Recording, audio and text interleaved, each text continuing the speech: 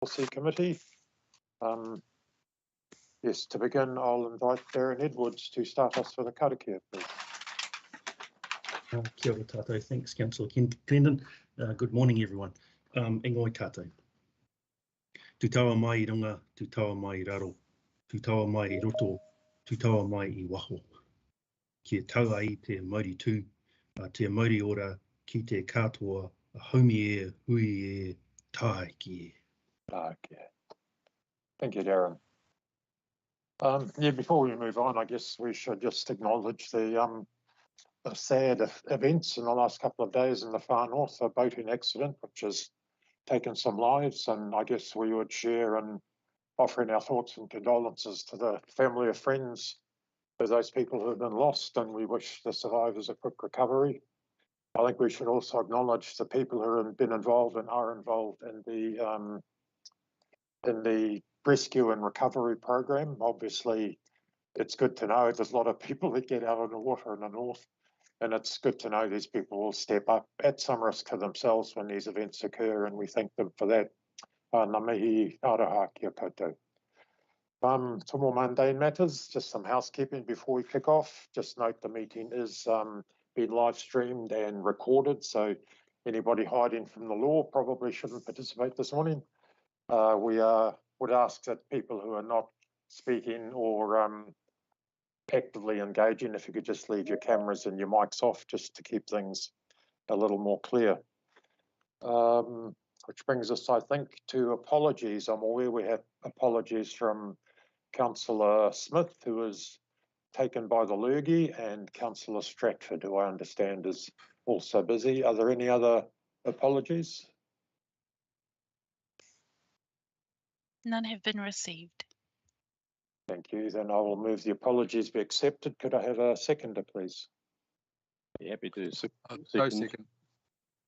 I think Councillor Vucic jumped in there. Thank you. Okay, so, oops, we've lost our sheet. Here we go. So, yes, I support that. Mayor Carter? Yes, in favour. Deputy Mayor Court? Favour. Councillor Collard? Support. Councillor Foy? Support. Councillor Stratford? Councillor Of course Stratford not has here. sent Yes, an I'm sorry. apology. Distracted by an echo momentarily, but that's gone now. Councillor Te Pania Morena. and Councillor Vucic, Support. Member Ward. Okay, call that carried. Thank you very much. Yes. Okay, we have a deputation, I believe, this morning from Sport Northland in the shape of Brent Eastwood, CEO, and Anna Mowak. Through the chair, my apologies. They have been rescheduled to the May strategy and policy meeting. I spoke to Anna Marwick last night. Oh, I see. Okay. Oh, thank you. Fine. In that case, we shall crack on to the minutes of the previous meeting. Could we have a mover to confirm those minutes as true and correct?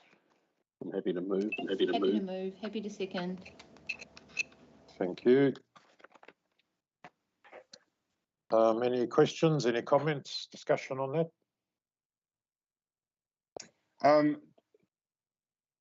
I actually can't remember this, but it looks like I was only in it momentarily, so I must have been caught up in something else.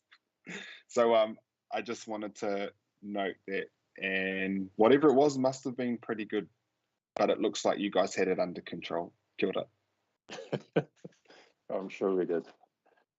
Okay, thank you. So there being no comments or questions, we'll go to the vote. I'll support. I'll support. Mayor Carter, thank you. Councillor Court. Support.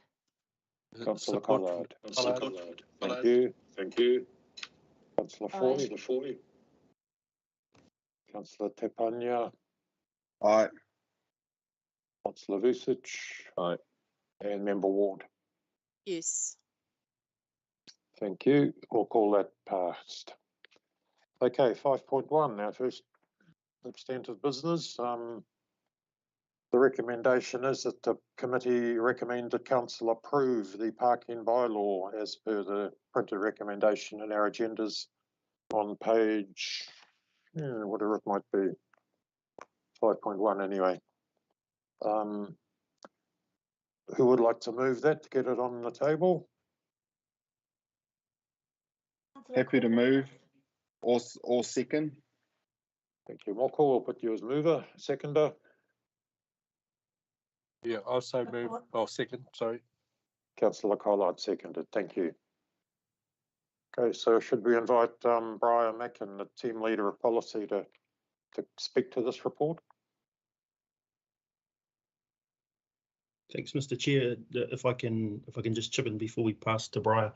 On the back of the parking bylaw that we've been working on, we've also been working in the background with Waka Kotahi to establish a delegation to be able to carry out parking enforcement on state highways. And so this piece of work is finding to fruition. And so what we're seeking is an amendment to allow the parking bylaw to continue and to have the addition of the delegation through state highways added to in concert with what we're already doing with the bylaw. So Briar, if I can pass to you to provide the intricacies of the report. Thanks. Morning, everybody. So just to note that the parking bylaw, the final version is due up to your next meeting, because that does need to be adopted before the current parking and traffic control bylaw revokes in June. So this piece of work won't hold up the original parking bylaw. It will be a separate piece of work and will be an amendment or to hopefully the new parking bylaw, which should be adopted in May, if that makes sense.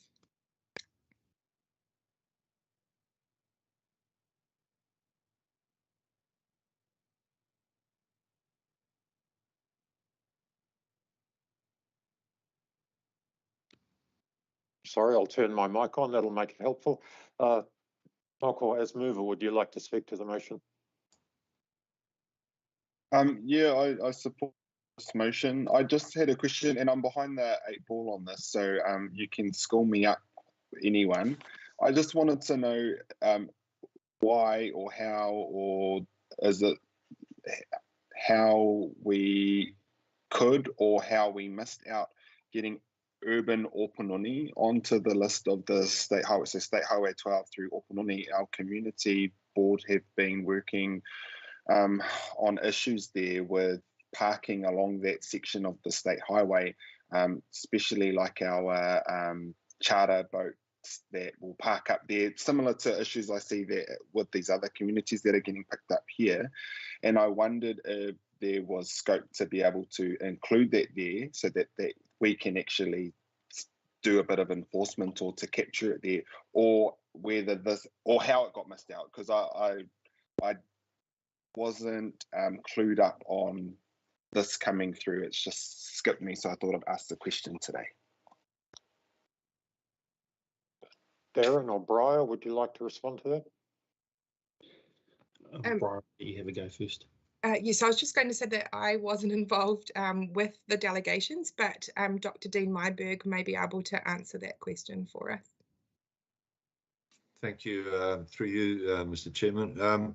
I'm not too sure. I can't answer that for you, Councillor Tepania. If that was an omission, it can be remedied by approaching Waka Kotahi for an inclusion. So my suggestion would be that we follow that process and get the Opunoni State Highway component included. And I believe that can be turned around in good time. So come May, when the committee looks at the bylaw, the adoption of the bylaw as amended, that we would then have that included at that point. Thank you, Dr. Yeah, just looking at the wording of the motion, that is covered, isn't it? We don't need to amend the motion as it stands, I wouldn't have thought, to include that action point. I think you're right. You're right, David. It simply says state highways. Yes, it's And, inclusive, isn't it? And whenever Waka Kotahi, or should Waka Kotahi give us delegation for further state highways, it would still be captured by this motion from the looks of it, eh? Thanks for that. That sounds really good. If we could actually look into that more, Councillor Vucic might be able to speak more to this anyway, or have more info than me. Thank you, Moko. Sorry, John, just Dave Collard, a seconder, perhaps we could offer him an No, I have opportunity. nothing further to add at this stage. Thank you, Dave. Then I think Felicity got a hand up.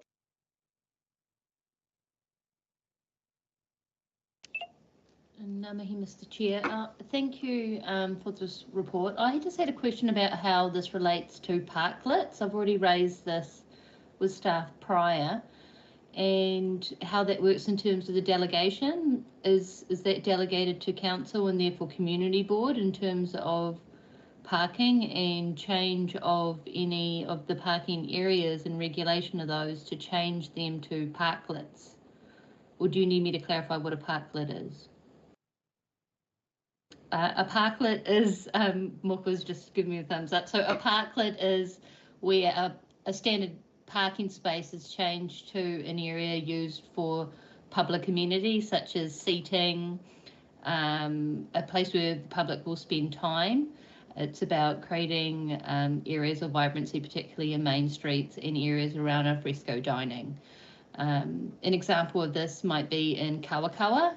Not only seating, but also they've got very large pot plants which create amenity as well as allow for segregation physically of areas. So I think that this is something that a lot of communities are interested in. And a lot of our communities, as you can see, are on state highways. So I think clarity of that, if staff have any comment. The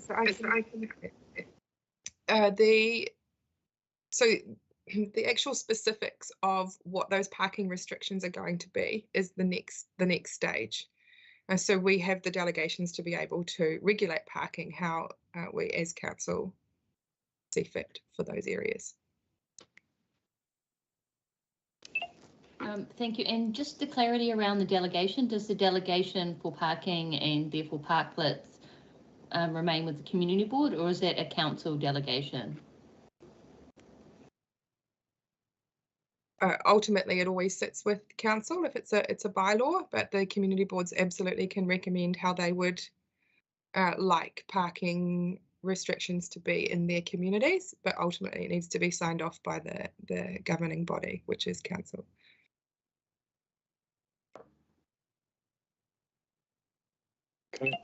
Okay, so the delegation hasn't been given to community boards for parking from council. That's what I'm hearing. Is that correct?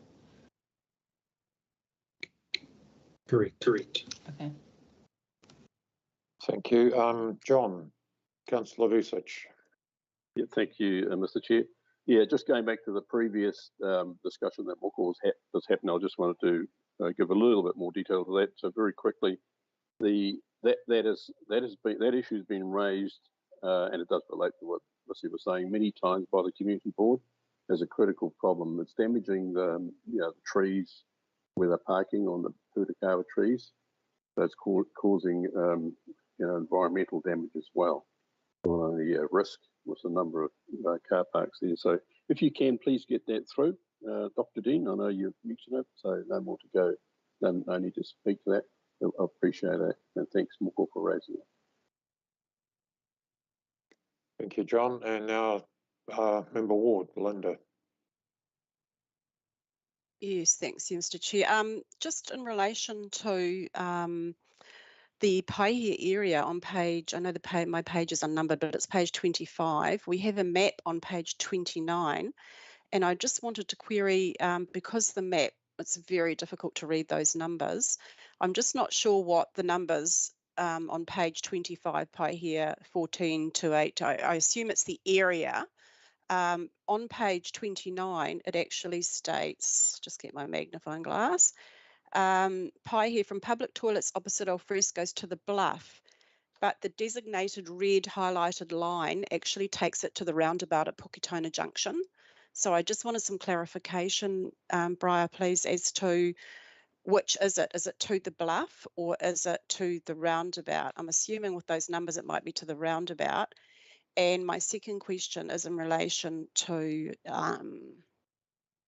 probably that next step, like clearly defining the area outside the Maritime building where the ownership between Far North Holdings and Far North District Council is a blurred line. If there could be some specific designation, that area has never been monitored on the state highway, and I believe it's state highway right through to the footpath. Some say it's to the fuel tanks. So just clarification in that area, probably when you get into your next step in the detailed bylaw. And there will also be an issue there with service vehicle parking that is in front of the wharf entrance as well.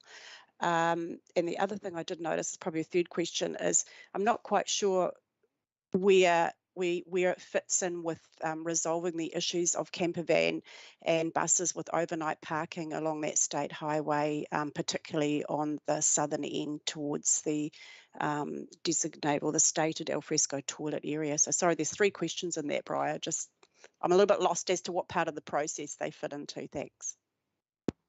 And thank you very much for those questions. So absolutely, that is the next stage where we come to drafting the specifics.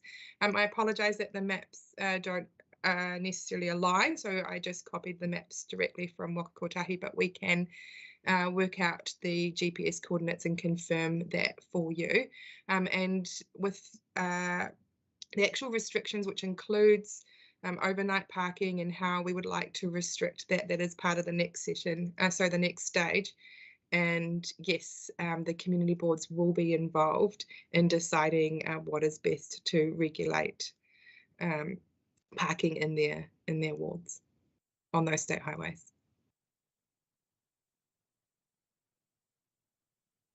Okay, thank you. I'm not seeing any more hands up, but is there anyone else who'd like to speak to this or ask questions? Take that as a no, thank you. So we can move to a vote, I think. Could we have, thanks, Elena. I'm in support of the motion. Mayor Carter. I'm in support. Councillor Court. Support. Councillor Collard. Thank you. Councillor Foy. Aye.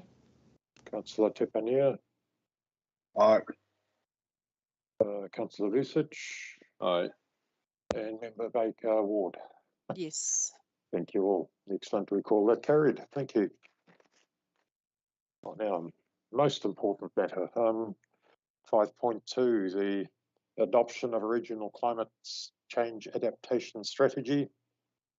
Motion being that the committee recommend to council adopt the Tautokatau climate change adaptation strategy. I'll take the liberty of moving that, and could I have a seconder, please? I'll second on behalf of Councillor Smith. We can't be at this meeting, but who would have probably fought you for moving it if she were here. The only chance I had to be ahead is the fact she's not here, I suspect. So thank you, Moko.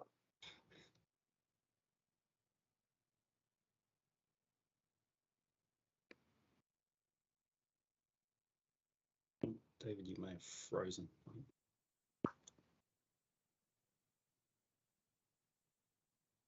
Is Donald with us, or was it you, Darren? I'm quite happy to introduce the paper, and then Roger and Donald can pick up. So I'll take the report as being read. This is one of the a number of the, I guess, the big pieces of work that we are looking at regionally, and really starting to establish Northland nationally as how we work collaboratively. And Councillor Clendon, you've been heavily involved in this since its inception back in 2018, and now brings us today to where we are looking to recommend that council adopts this, and it really supports the action plan that we already have in place as we're starting to work through, and also identifies through the Audit, Risk and Finance Committee the work that we're doing in relation to climate change. So I'll pass to Donald, who's joined us now. So Donald, if there's anything that you'd like to add. No, not at this stage. It feels like a real milestone, but just happy to answer any questions. Thank you. Yes, so obviously, and as mover, I'm in support of this this piece of work. It has taken some time. It always takes longer than one thinks or hopes, but I think it's a good document. It's quite comprehensive. There's a lot of information as well as in the strategy. It's well supported with information. I think the events of last weekend, the somewhat extreme weather events, we're going to have to recognise that's going to become more commonplace, and it's important that both regionally and within the district we have a response to that, and indeed that we can endeavour to anticipate what's going to occur in the future and organise ourselves accordingly, both in terms of community protection, infrastructure, management.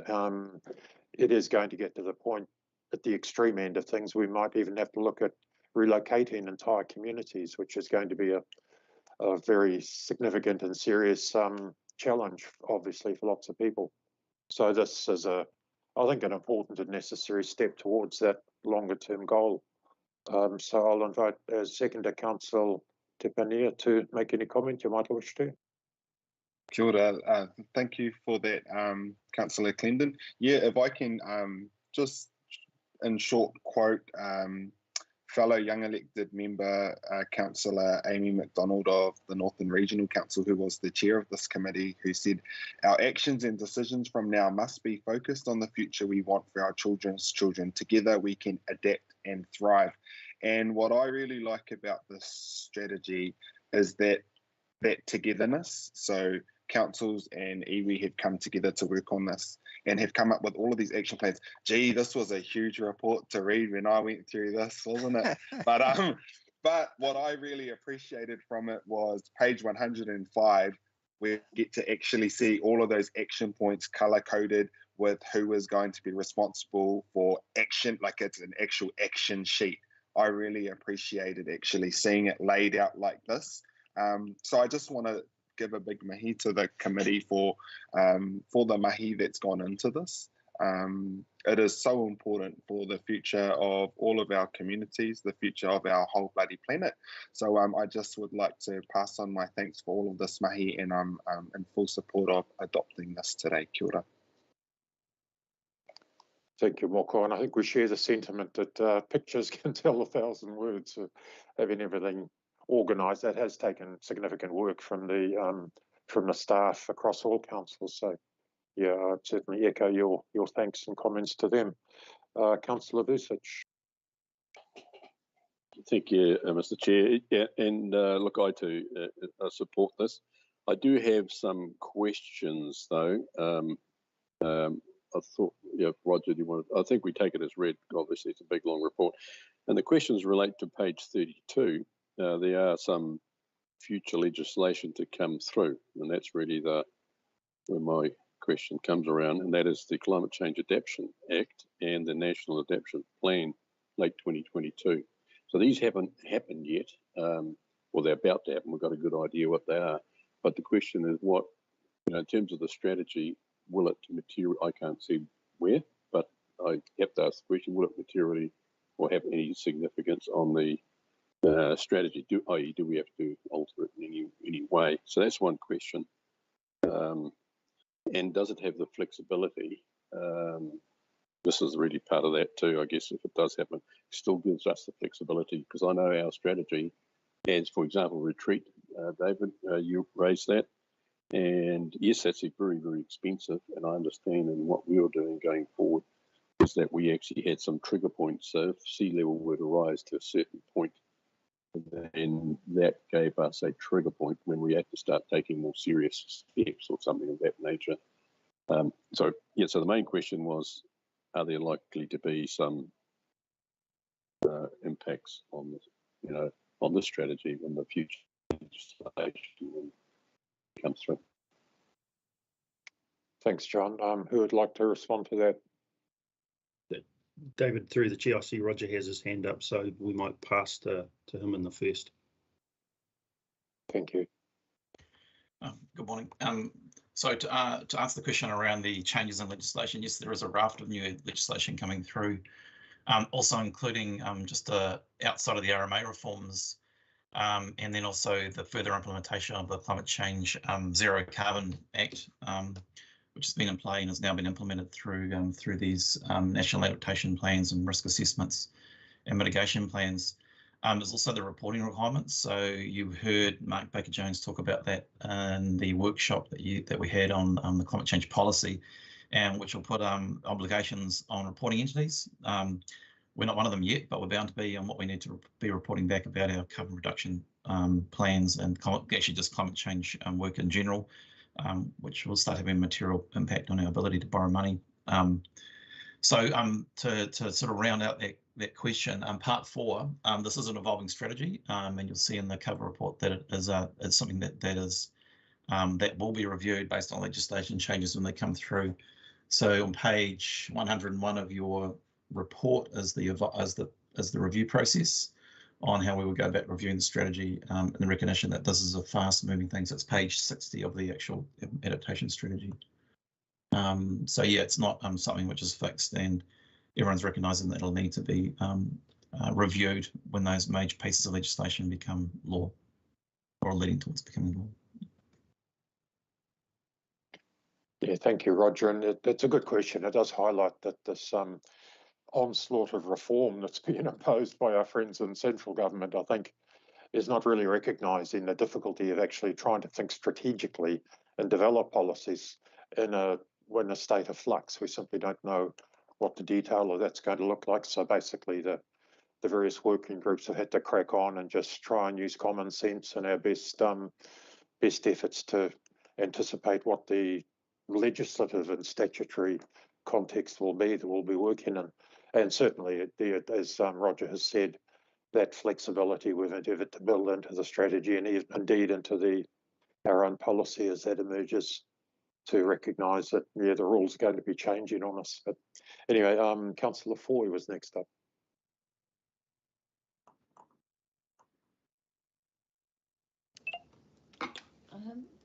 Thank you. My question relates to how this is going to be implemented in practice, because we spend a lot of time on strategy, and strategy means nothing unless it's implemented. So my question to staff is in terms of timeframes for implementation for resilience planning, particularly for infrastructure. I know on page 39 of the report, 33 coastal communities in the far north affected by coastal erosion and inundation, and furthermore the Second Point river flooding. Our matrix for road sealing in terms of resilience routes is one example.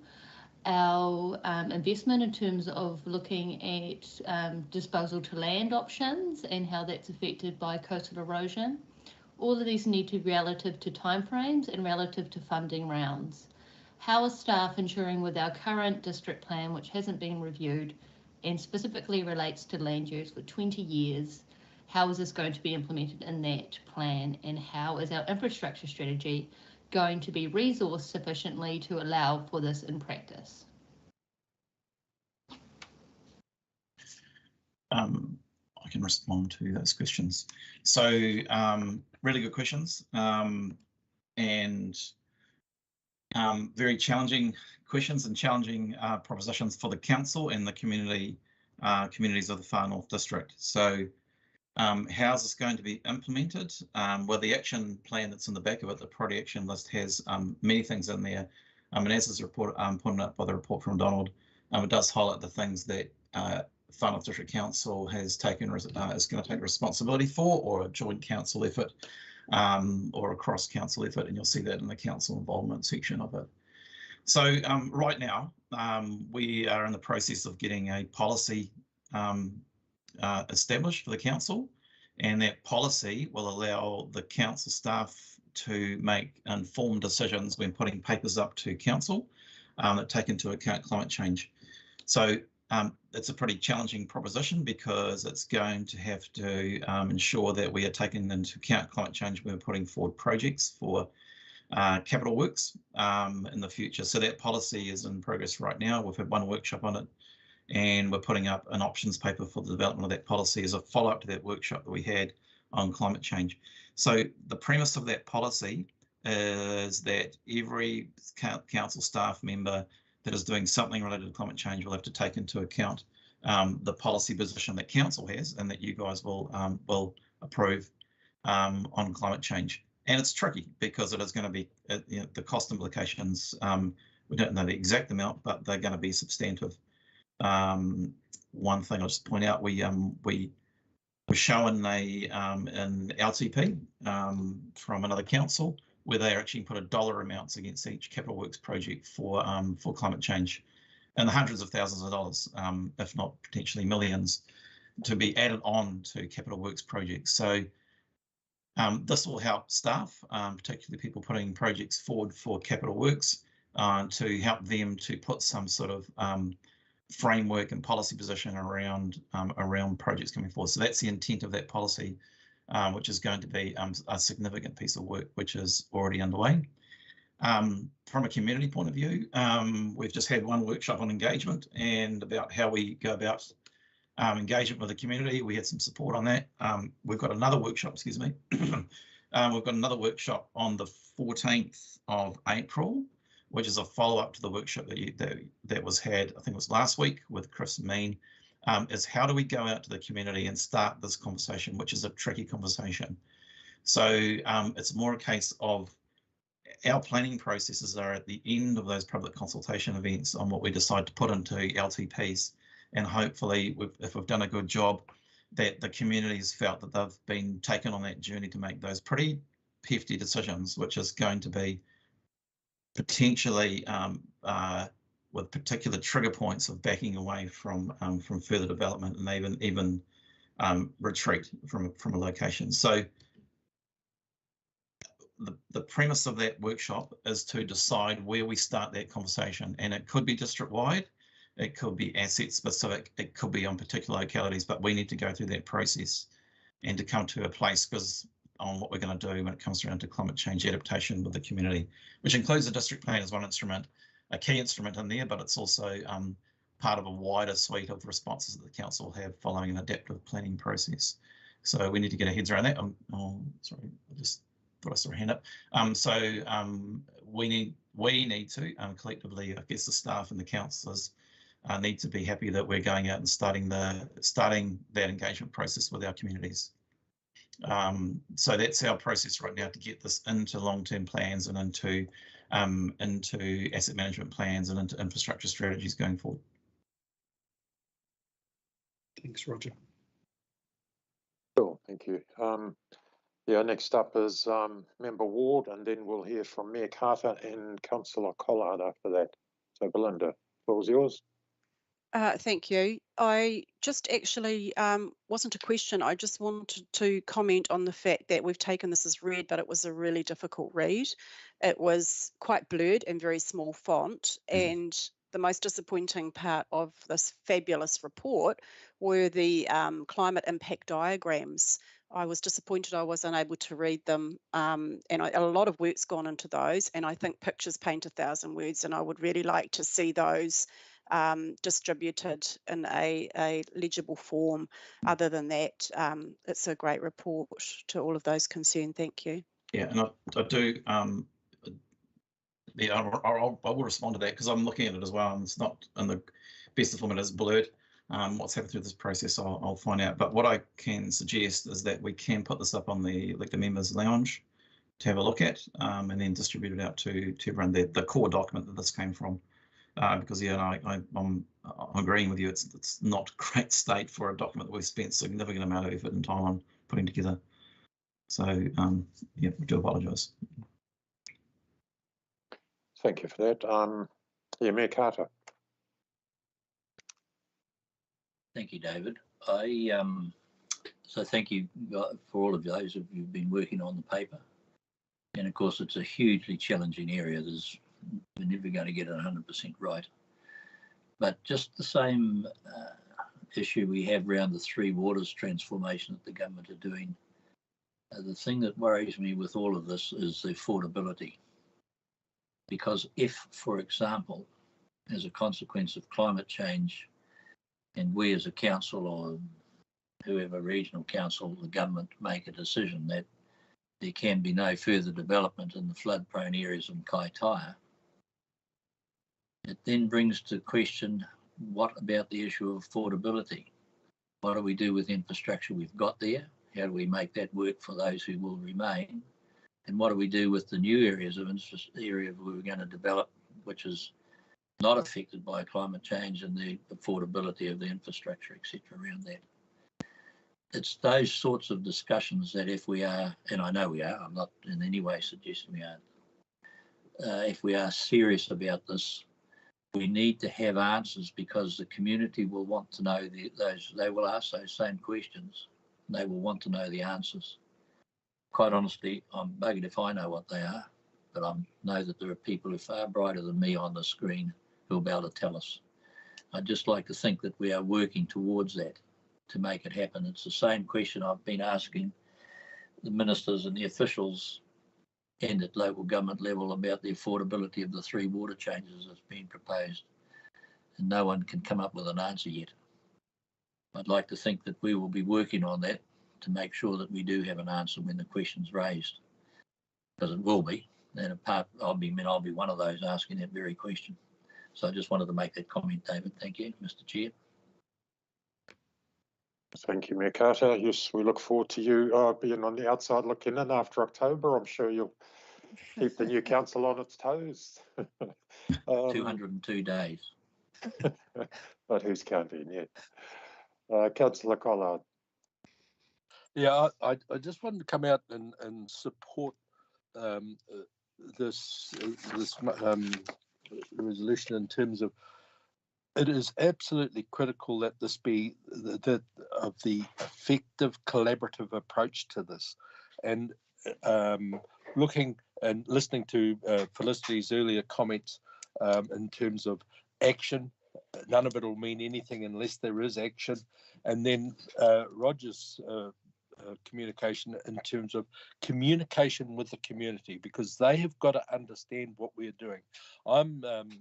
I'm probably a fairly basic sort of a fella and never really had an appreciation of what climate change meant. However, over the past 24 months, I certainly have gained that appreciation, not necessarily a complete understanding, but it'll be critical to get that communication through so that people know what we've got to do and be aware of it in language that they understand. And just going a little bit further with affordability and Mayor Carter's comments, and we look at, can we afford it? And probably the answer is no, but the other question is, can we afford not to look after this? And I think that will be the ultimate question. Thank you. I support where we're at. Thank you, Dave. And that is certainly the dilemma that is facing us both nationally and internationally. In fact, yeah, the most expensive action is to do nothing, I suspect. So we'll endeavour not to fall into that trap. I'm not seeing any more hands. Is there anyone else who'd like to ask a question or comment? Evidently not. So we will move to the vote. Thank you, Marlena. Okay, I will support the motion. Mayor Carter. Thank you. Deputy Mayor Court. Yes, so Dave Collard, support. Thank you, Dave. Councillor Foy. In favour. Thank you. Councillor Tipania. Aye. Councillor Vucic. Yeah, aye.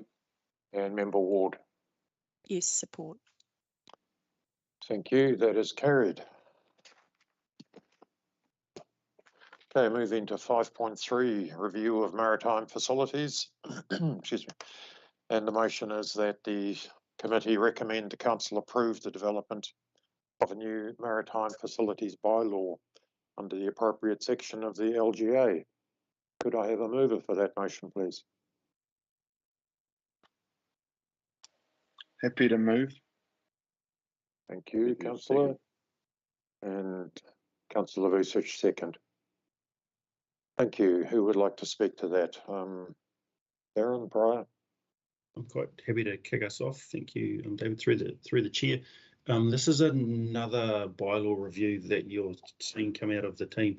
We were looking at what's best practice, looking at making our bylaws smart, if I can use that term, and easier to understand and easier to implement, and giving some common sense to what it is that we're doing. So these two bylaws are up for review. And again, we're looking to get your support in developing the new maritime facilities bylaw. So Briar, I'll pass to you for anything further. Thank you, Darren.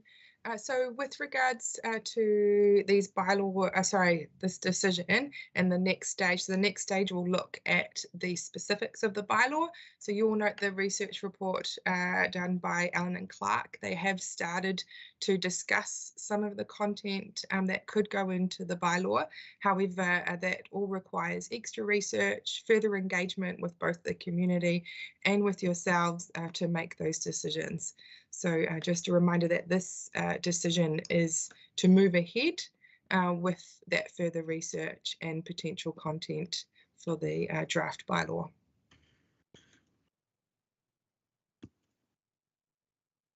Thank you, Brian. Moko, as mover, would you like to comment? No, just in support of what's recommended here. I moved it so we could move on. Very sound reason, thank you. And Councillor Vucic. I support it. Look, we have had issues with getting that balance right between commercial and recreation, and I know it has caused a number of angst in various places. And I realise, thanks very much, Briar, that this is to get the necessary detail, and I just want that assurance that that it be adequate consultation with the respective businesses running on the wharfs and facilities, plus the recreation, so that the community is engaged. May not be an easy thing to put a bylaw together that is fair and across all, but it's needed, because right now it's causing issues and problems. And thank you. I see you state that on page 137, and so I'm happy to support it. Thank you. Thank you, John. And Councillor Collard, you've got your hand up. Yes, I have. I certainly support the bylaw.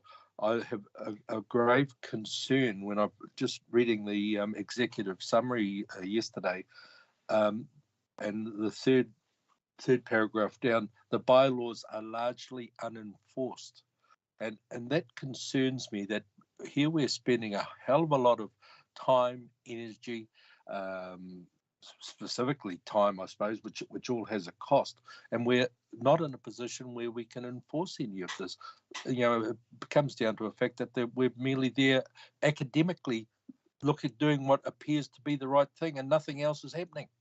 It's like changing the road speeds and nobody policing that. Same thing. The potential for disaster is bloody huge. Is there anything that we can do about that sort of thing? Why are we producing bylaws that we can't do anything with? Thank you. A very fair question. Who would like to come up with the answer? Briar.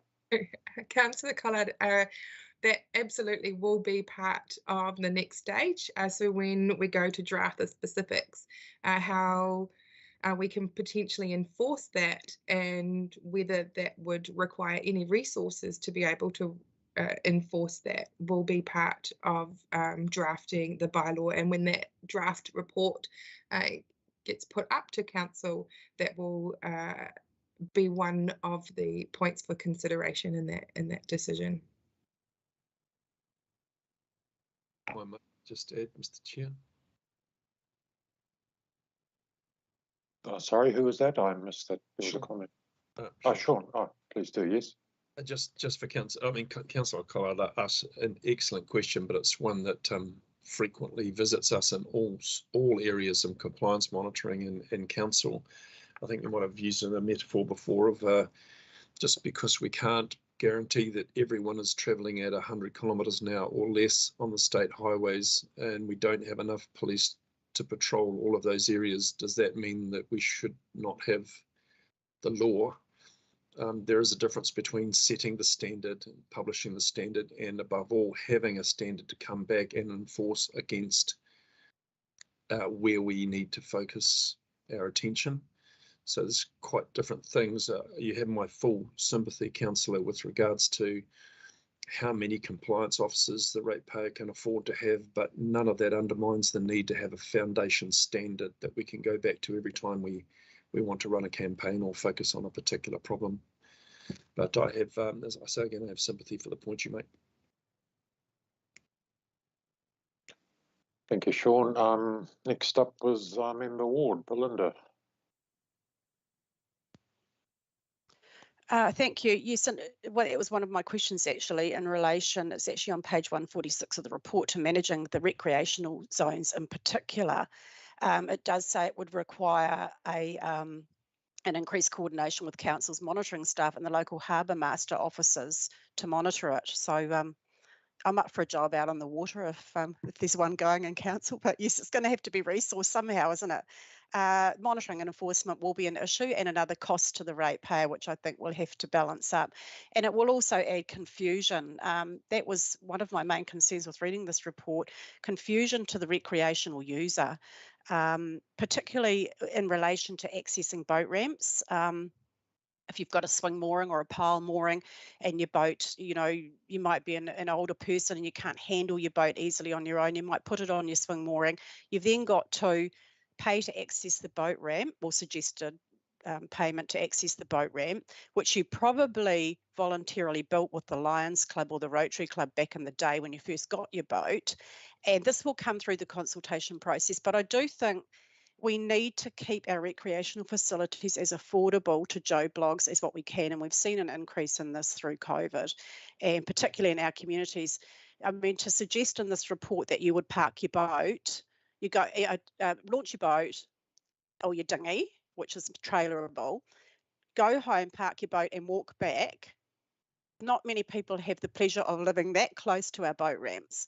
And I think there are grey areas there in this report that haven't been addressed, and I do feel the public might see it as double dipping if they're charged for use of the boat ramp and they're charged increased mooring fees for having their boat on the mooring when it's not a big flash, you know, launch. And the other thing I couldn't find in here was any clarification around small commercial boats sitting on swing moorings and pile moorings, where most of the boats around them are for recreational use. I guess that's something we'd have to work through regional council with, and whether they even know what boats are being used. I think it's more a community watchdog thing. So they're just a few of the things I picked up in here. I mean, we've got regional council, I don't believe, doing their job very well anyway in our areas, and monitoring things and rectifying things. There doesn't seem to be much, unless there's some serious complaint.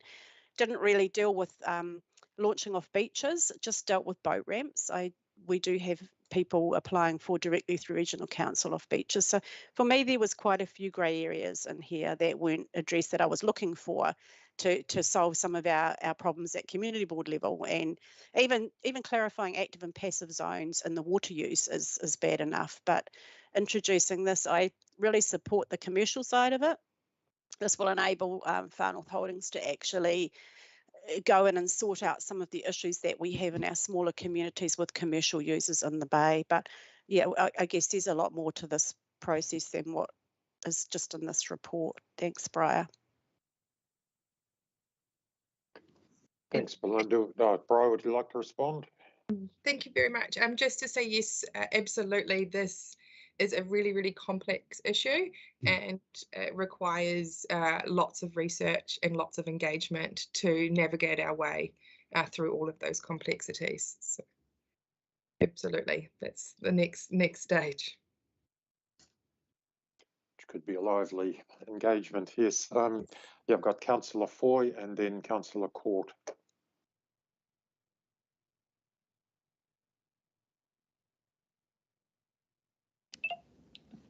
Thank you, Mr. Chair. And thank you to both Belinda and Councillor Collard, who have raised similar issues that were on my mind. I'll give the staff two examples that we talked about in the workshop, namely Hauhora Big Game Fishing Club, a club on council-owned land, but the facility is owned privately, and a lease from council to the facility. Secondly, the Swordfish Club. I know that Councillor Smith isn't here, but she has raised that in the workshop also. These are facilities that provide a public good, and that's recognised in their conditions of consent for their land use activity. However, financially, the connection needs to be made about how they're resourced if they're to provide this public good. And if we're to differentiate between commercial and recreation, how that is actioned in terms of incentivising uses and also financialising. The Gamefish Club has a bar. The Hauhora Gamefish Club has a bar that doesn't prevent vehicle access, but there's free pedestrian access. So I know that commercial fishermen will bring up about their fish levies and about how they're paying towards those, and I'm not sure what the middle ground will be, because we don't get any GST from all of the people that are coming from, let's just say Whangarei or Auckland with their trailer boats and long weekends. And in Te Huku, where we've got 20 beaches within 20 minutes, let alone all of the amenities that are associated with launching all those boats, Belinda has brought up a relevant point about the beaches themselves. I'll give you two examples, Ahipara and Rangiputa, and another one would probably be Whatuwhiwhi. So I think that although this doesn't specifically talk about beaches themselves, the investment in boat parking, terrestrial boat parking, needs to be considered in terms of how that's going to be covered for cost. So I'll be asking those questions and giving those case study examples as we follow through this bylaw process. Thanks, Felicity. Thank you, Councillor Court. Thank you, Chair. I was just having a wee laugh on the inside when I was listening to my colleague Belinda talk about how, sorry, I'll just take my hand down. Some people might feel that we're double dipping, and I don't think it matters if you have a multi-million-dollar boat or a $1,000 train wreck. You still need to take up space, and we have to provide for that space. And I've sat in confidential meetings of council where we've all slidden off our chairs when we've seen the dollar amounts that go with acquiring public land on the coast for people to park their cars on. Those car parks cost more than my home individually. So this is an expensive business that we're in. But it's a good problem to have because we're growing and we're popular and tourists are coming and they're bringing their boats and they're spending their money in other areas. If they come from Auckland, they usually have to stay somewhere, they eat, they shop. So that's a good problem to have, but it's not a cheap problem to have. And my colleagues have touched on it, but one of the things that I'll just get rid of those pop-ups, I'm particularly grumpy about is that other people get to make decisions that we have to fund. So Northern Regional Council gets to increase the number of swing moorings and not provide one car park, one piece of onshore facility, one rubbish bin, one public toilet. We have applications now to seal dusty roads because there's more traffic on the road, not through any decision that the local community has made or council has made, but somebody else has made. Commercial allocations are made somewhere else and someone gets to clip the ticket on that. So I guess, long story short, it's a bit like road user charges. We all sit here and say the Crown collects all the money and spends it somewhere else. My observation is there's an awful lot of players in this game who are setting the framework that the ratepayer has to pay for. And I've just listened to a really good debate on the adoption of the regional climate change adaptation strategy and how expensive that is going to be. A lot of this land and a lot of these facilities we're going to lose. So one of the questions I wanted to ask Brian, I think I probably know the answer, but Brian, is there a mechanism through this where we can actually start asking the exacerbator to start putting their money where their mouth is? So if Regional Council is going to consent to a whole bunch more swing moorings or another ramp, then they need to be paying for the onshore infrastructure to support that? I know that's probably a really loaded question and probably really brave of me to ask that in a public forum, but hey, you know, our ratepayers are really hurting right now, and we just can't keep asking them to put more and more money out there to fix a very, very expensive issue. Thank you, Chair.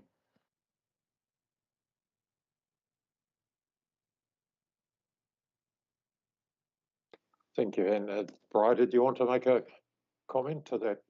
Sure. Very pointed and very relevant question. Yes. Absolutely. So some really great points there, Deputy Mayor and Court. So I think that Northern Regional Council should be part of this process, and we definitely will be encouraging them to engage with us on this process. I think we need to, there also needs to be some strategic policy development that goes alongside this bylaw. So we do need to be thinking about the future of our maritime facilities, and this bylaw would help to give some structure to that strategic policy. So yes, absolutely agree with your comments there. Thank you, Brian. Roger, did you want to add something? Please do. Yeah, just add some support to that. They're really good questions, and this can't be looked at in isolation about these marine facilities. I think the long-term view is what the report has provided us some examples of where things seem to be working. So I guess how we navigate to get to that place is the challenging bit through the next phase of this bylaw, and the wider strategic implications. You know, because there's also Whanau Holdings as well, and where Whanau Holdings is going around this as our arm that looks after the marine facilities. So we need to work quite closely with what they are thinking and planning with their structural changes as well to be included as part of this process. But I think if you can keep an eye on where things have happened in the Coromandel, where they have, you know, private-public facilities, great facilities from what I've heard. I've never been there, but people tell me they're great. But you know, they pay fees, and so how we can actually get to that place, I think, would help immensely. You know, things like car parking and that, they need to be included as a wider strategic, you know, view, and potentially in that whole spatial planning context as well. I'll leave it at that because there's another paper coming up on that later on in June. Yep. Cool. Thanks, Roger. I'm not seeing any more hands. Is there anyone who'd like to make any final comments before we go to a vote? Evidently not. So, Marlena, can we have the vote up, please? Here we go. I'm in support of the motion. Mayor Carter.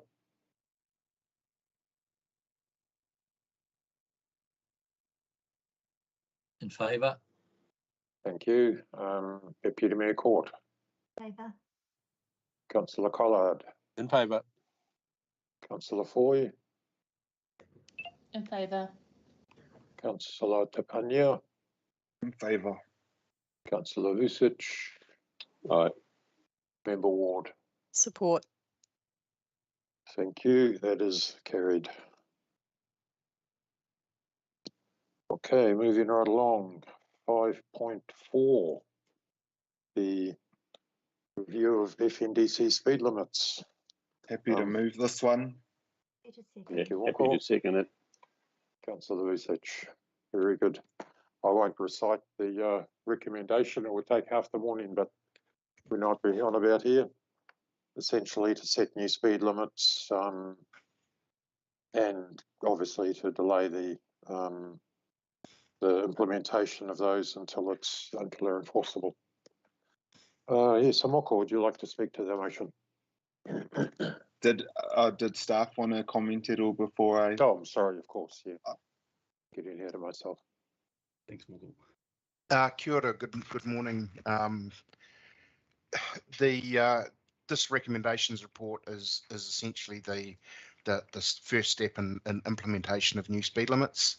So it's the essential set. It allows the NTA staff to then finalise detailed design.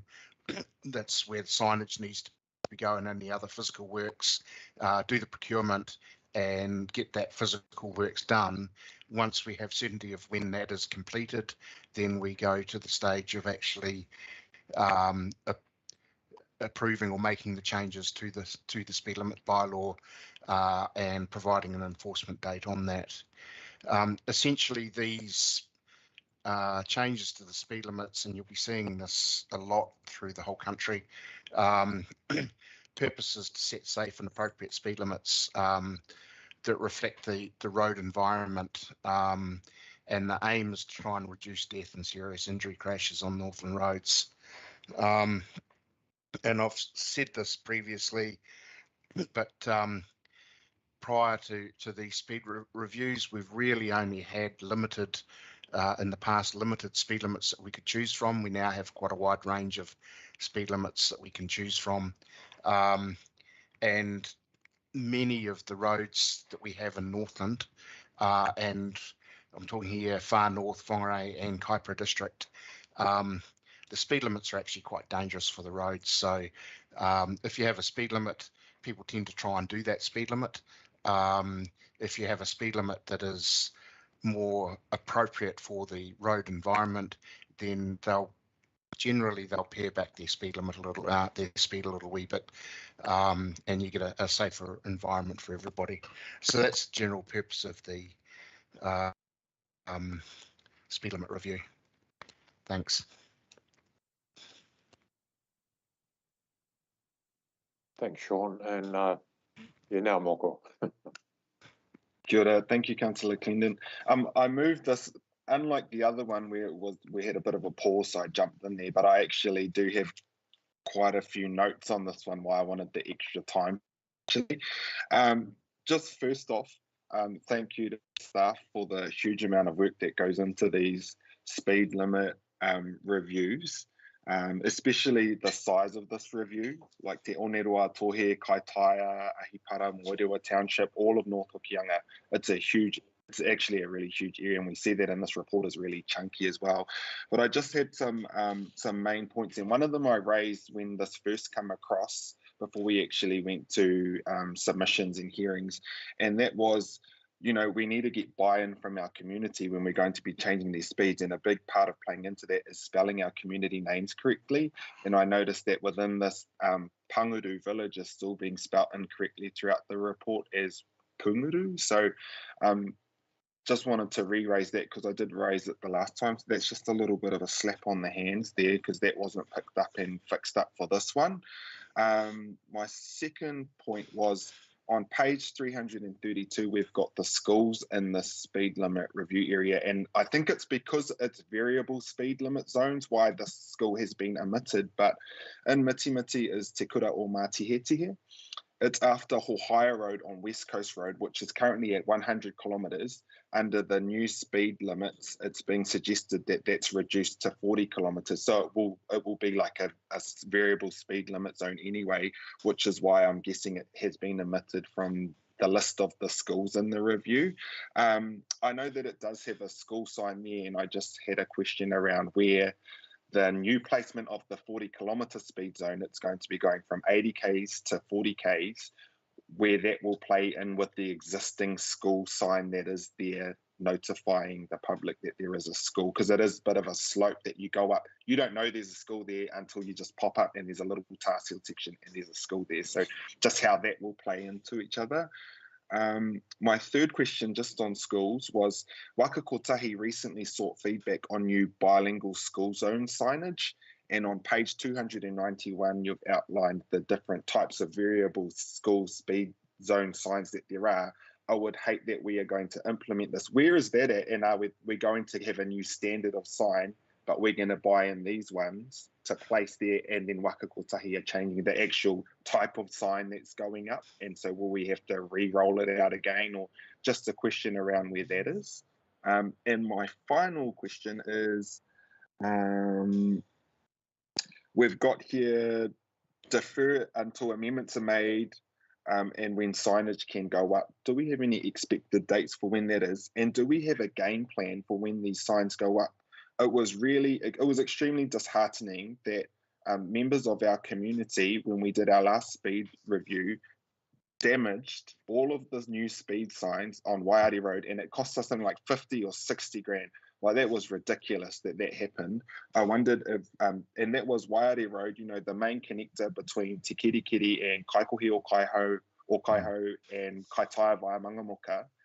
Is there any game plan around, did we learn anything from that for when we put up all of these new signs? I would hate for something like this to happen again, and for us, our ratepayers, to have to fork out another 100 grand to replace these new signs we're going to be installing. Because from what I see in this review, there's going to be a heck of a lot of new signs that are going to be getting put up across these communities. So it was about Te Kura o Mātihitihi was my first question. The new bilingual signage that Waka Kotahi consulted on recently, and whether or not that's what we'll be using, or we use the current one until that actually comes into effect. And then a potential game plan around what we learned from the last speed limit review were my 3 questions. And then, kia ora. Through the chair, I can answer most of those questions. From the outside, your comment from in relation to spelling of Pangaru community, that point is taken. I did go through a detailed review of every single name, so I'm not sure how that actually got through, but my apologies for that. In terms of the school issue out at Mitimiti, that's within, I understand that that'll be within a 40km/h permanent speed limit zone. And in that community, it's a tiny community, and if I remember correctly, when I went out there, that school's quite a long way back off the road. There are some changes that are coming up around schools in terms of the setting of speed limits rule. So at the moment, we can only put a 40km/h variable speed limit outside of school without going through quite a detailed process of ensuring that we can get the speed limit down to 33 km/h average if we put a lower speed limit in there. That is due to change sometime later this year. I'm not sure exactly when that, because it's still going through Parliament. So the 40k speed area is will actually suit that road. I can't tell you exactly where the signage will go. Off the top of my head, I don't know whether, but my understanding is that the change to the speed limit will be well before that school. So I hope that answers that question. In terms of bilingual school speed zones, most of the signage that we're putting in as we go through this review process, what we find is that a lot of the existing signage, particularly for schools, doesn't meet current standards. So that's part of the process that we're doing is upgrading those speed limit signs to the current standards that we have. There is examples in the report of different speed signage, and as we go through, we'll be using the latest versions. The school speed signs are primarily electronic signs, flashing signs and that type of thing. The use of bilingual signs, I believe that we can already do that, and so we will be happy to investigate doing that where it's appropriate. In terms of the dates for implementation, our aim at this stage is to have the signage and the detailed physical works completed this financial year. Does that answer your questions through the chair? Sure. Kia ora, Sean. Hey, thank you very much for that response to that, because it was a lot. It was a lot. Just on that, you said that a lot of our signage doesn't actually meet the standards. What I just wanted to double check was that feedback that Waka Kotahi saw on the new bilingual school zone signage. that's not going to become the new standard, and then we replace it with the current standard and then have to pay out again to replace it. You know, is there, I just don't want us to have to be implementing something that you said by the end of the year potentially could be changed again, and then we have to redo it. Just something to check in on. I just remember potentially Councillor Court was the one who sent through the new variable speed zone kura school signage thing that Waka Kotahi we're looking for feedback on. But I just thought I'd raise it just to highlight, because I would hate for us to have to repay to redo anything if something's going to change in the near future. Kia ora. Yeah, through the chair, that is one thing that we're aware of. We are currently working within quite a rapidly changing environment when it comes to the rules around speed limits. We are anticipating those changes wherever we can, and working to the standards. And so I think we will use the appropriate signage as much as we can, and I don't believe that we will have to go back and replace signs at this point. Okay, thank you for that. And Councillor Vucic. Yeah, thank you, Mr. Chair. Look, I second this and I do support it, but I have to admit I feel like I'm between a rock and a hard place. And what I mean by that is we know that our roads are dangerous, that by lowering the speed limit we can actually save lives, and that's the primary driver for me that we're doing that. But I have to ask the question, you know, the roads really are not a nice to have. They're actually essential. They're essential for the well-being economically, socially, and the overall health and future of our communities as well. So in doing these speed limits, and it's more a question maybe that the Deputy Mayor can answer, but I don't want to see, actually before we say that, we're talking about standards of road signs, but are our roads actually designed to the standard? I know this is not it's a state highway, but State Highway 15, for example, has passing lane standards. There's not a single passing lane on that whole length of the state highway going the way the heavy trucks. And I'll say that question for ours. You know, you'll see in the submissions there, like page 187, where it talks about the very deep drains. One submitter says making it dangerous, and we see on page 215 where there is mention there that the to quote, the design issue of the roads make it unsuitable for speed limit. So the question I actually have, because we're lowering the speed limit, will we miss out on those roads being brought up to the design standard that's intended for them? And when I consider the one network classification and the traffic increase that we've actually had, are these roads, you know, is this a bit of a sop? Or are these roads are we going to continue to get these roads improved so that they actually can carry the traffic and carry the traffic efficiently and safe? So that's my question. You know, it's a slightly aside, Mr. Chair, but I don't want to end up in a situation, and I'm frightened of that, is that, okay, now you're safe, you're not killing people. We'll just ignore you still further. Thank you.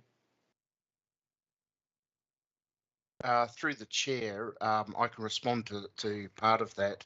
In terms of the link between the speed limit and infrastructure improvement, one of the changes that are coming through within setting a speed limit rule is to actually integrate those two factors a lot more. And for example, we are looking at some areas where, particularly where we've lowered the speed limit, and we're looking at what infrastructure is needed to support that changed speed limit. And I get the issue of, for example, deep drains and things like that.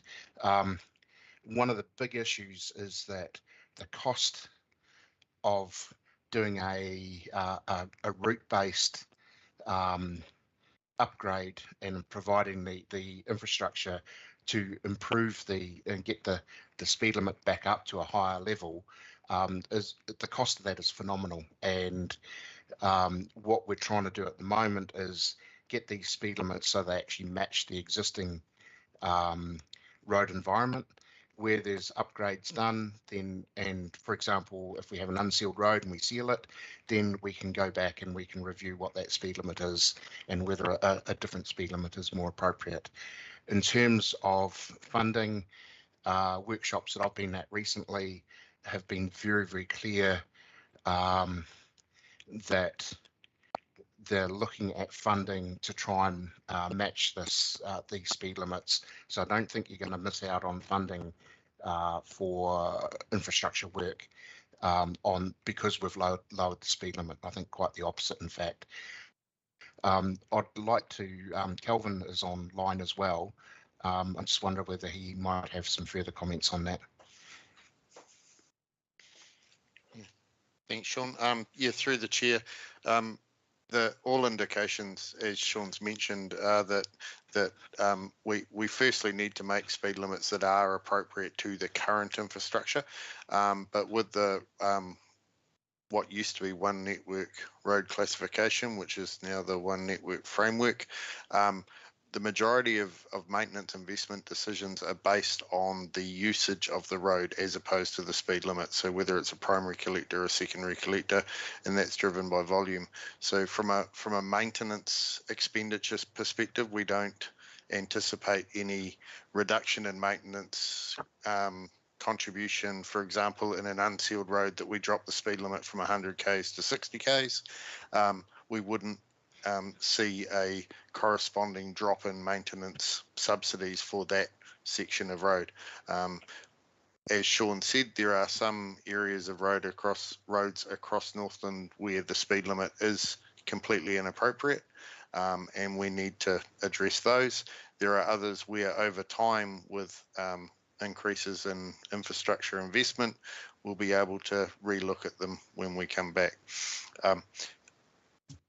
Just keeping in mind, this paper relates to a single catchment within the local roads of Northland. I'm aware there's also a lot of noise around the upcoming Wakatahi speed limit reviews and the potential impact of them. Each of those reviews are being done in line with the setting of speed limits rules and with community consultation. And I do believe from conversations with Wakatahi that the voice of the community in the initial informal round of consultation has been heard in terms of the blanket 80k proposal that was put forward. And I would imagine when they come out for consultation that they are more looking at a more corridor individual road-based approach as they move forward in some of their consultation. I understand that should be in the next 6 to 8 weeks that consultation kicks back off from Steve Mutton. So hopefully that answered the question, Councillor Vesich. It gives me some comfort, not all, because essentially it is a lowering of the service that we are actually getting. Yeah, I know it costs a lot to do these roads, and I appreciate that, and it's not an easy solution. Thank you, but that's fine. You know, just through the chair, one thing in regards to that, what this does allow us to do is ensure that we are able to provide a level of service that meets the current conditions and speed limits of the road. I think it's fair to say that at present the current funding does not allow us to maintain those roads to the levels that the speed limits are presently at, and that is one of the risks that we've got at the moment in some of those corridors. Okay, thank you, John and Kelvin. Roger, I see your hand up. Are you wanting to respond to something that's been said, or is it a new matter you want to raise? It's I just want to give some recognition to the work that's gone in here. I can leave that to later. Yep. That's fine then. Councillor Court is next up. Could I ask the lovely ladies at Democracy Services to lower my hand, because it takes me forever to find that control feature. I actually ran out of post-it notes and vivid marker on this report.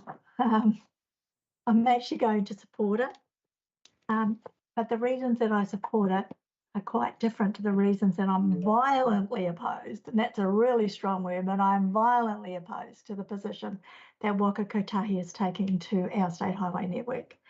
And that is because Northland is unique in our local network. It is predominantly unsealed, it is windy, it can be steep. 100 km/h speed limit was the default speed limit set in the 70s, I believe, and it's not fit for purpose.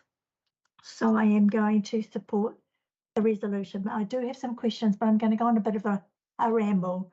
So Sean, if you could take down my questions. I do have a few. And I just want to come back to New Zealand has 90,000 kilometres of road, and we have a population of 5 million people, and the hypothecated fund currently pays out of road fuel excise levies and road user charges for the management of that network. So we cannot expect in this country to have the same levels of service that you might experience if you go to other countries. And I'm often get told, you know, if you go to America or Europe, you won't see roads like this. And that may be true. I've never been to either of those places. But we have to live within our means. Having said that, I don't think Northland does get a fair crack of the whip. And we're seeing that in the audit reports that are coming through and that are clearly identifying that we are not meeting the One Network framework levels of service on our network. And that is a funding issue and it is a political issue. And it is a conversation that the Mayor is aware that I'm having with local government New Zealand at the moment. There is no doubt that the lower the speed limit, the less the engineering standards apply. So the case for getting more money for those roads is more challenging, and you can make that comparison to a motorway. So anyone who's driven south of Auckland recently would know that the motorways down there, which are 110, have side barriers, centre barriers. They have a higher level of seal on the surface. They have a lot more lighting. They're wider. They have runoff strips and they have rumble strips. So we don't get that level of service up here, and we can't afford that level of service up here. So lowering the speed limits will ultimately, will it reduce deaths and serious injuries? Time will tell. I've done a webinar, quite a few webinars on this. A crash at 70 kilometres an hour will inevitably lead to a serious injury or death.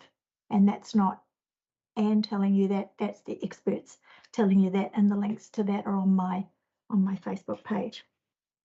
So in here, amongst my post-it notes, we talk about, in addition to signage, some engineering work may be required to ensure that the adopted speed limit is self-explaining. I'm not clear on what that is. So Sean, that's my first question. And the second question is, this work will be incorporated into existing budgets, but then I see that our, get the wording right, our high visibility pedestrian signage work is not funded. Our signs outside schools are currently not legally compliant and need to change. And later on in the report on page 217, you talk about these being captured in future funding applications to Waka Kotahi. So I'm not quite sure whether or not this is all funded or we're going to have to take some additional funding. There's a lot of commentary in here about how lowering the speed limits will lead to a decrease in deaths and serious injuries. However, we also talk about how drivers are deliberately flouting the speed limits, and that's on page 196, deliberately flouting the speed limits. And we also talk a lot about people driving under the influence. So when you're driving under the influence of drugs or alcohol, your judgment is impaired. So whether or not that is actually going to lead to a reduction is a question I have in my mind that I think as a national planning instrument, Road to Zero needs a review period. And that might be in 3 years or 5 years from now, where they actually need to sit down and say, did this actually achieve the objectives that we were setting out to achieve? If not, why not? I did have a wee laugh on the inside, and thank you very much for your comments about Waka Kotahi, that you are actually required under the legislation to set a safe and appropriate speed for each road.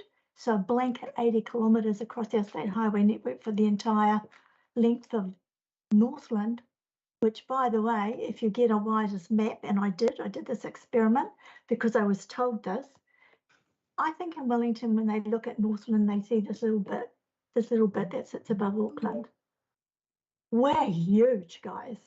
If you buy a WISE's map and get I like to go and buy one of those fancy smancy rulers that you use that the for measuring, proper measuring. If you take the map and you fold us at our southern boundary, Cape Reinga is in Lake Rotorua. That's how big we are, and they lose sight of that in Wellington. They lose sight of how far we have to drive and how long we're on the road. And the biggest contributor to road deaths in the far north is fatigue. So that's really important not to lose sight of that. So my comment on page 202, same rules need to apply to Waka Kotahi. And what I really like about what you've done here, Sean, is every submitter who came out and said, actually, we're not sure you've got that right. You guys went out and ground truthed it. And that really impressed me. So thank you very much for that. I noted on page 204 where it talked about GPS data in vehicles, and it talked about how only some vehicles have GPS. And so what is the actual mean operating speed limit on the road? And I've got a very active person on my Facebook page who always comes along and tells me how wrong I am, and thank him for telling me how wrong I am all the time, because it does make me question. So if of trucks operating at 80k actually are slowing down to 50 to get up hills and get round some corners. And so what we're going to do is artificially further reduce the operating speed limit. And anybody who's driven to Auckland lately will have observed that going through all those roadworks just north of Auckland, while the posted speed limit is 80, you're probably driving at 50 because the trucks cannot maintain their speed. So what this will do is further artificially reduce the speed limit. And I am concerned that that may lead to drivers undertaking more risky manoeuvres. So I do think that this needs to be periodically reviewed. So my questions for you, Sean, is do we have all the funding that we need to actually do this work? And what does re-engineering look like? And I would like some governance comfort, because when we adopted the last set of speed limits outside schools, I was not aware that we were not compliant with the legislation. So I just want to make sure that we are compliant. And I've used up my 5 minutes. Thank you.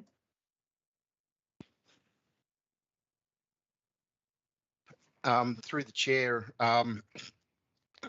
it's quite a lot to unpack on those comments. Some of it I will pass over to Kelvin, particularly in relation to funding, because it's probably more appropriate that he answers those questions.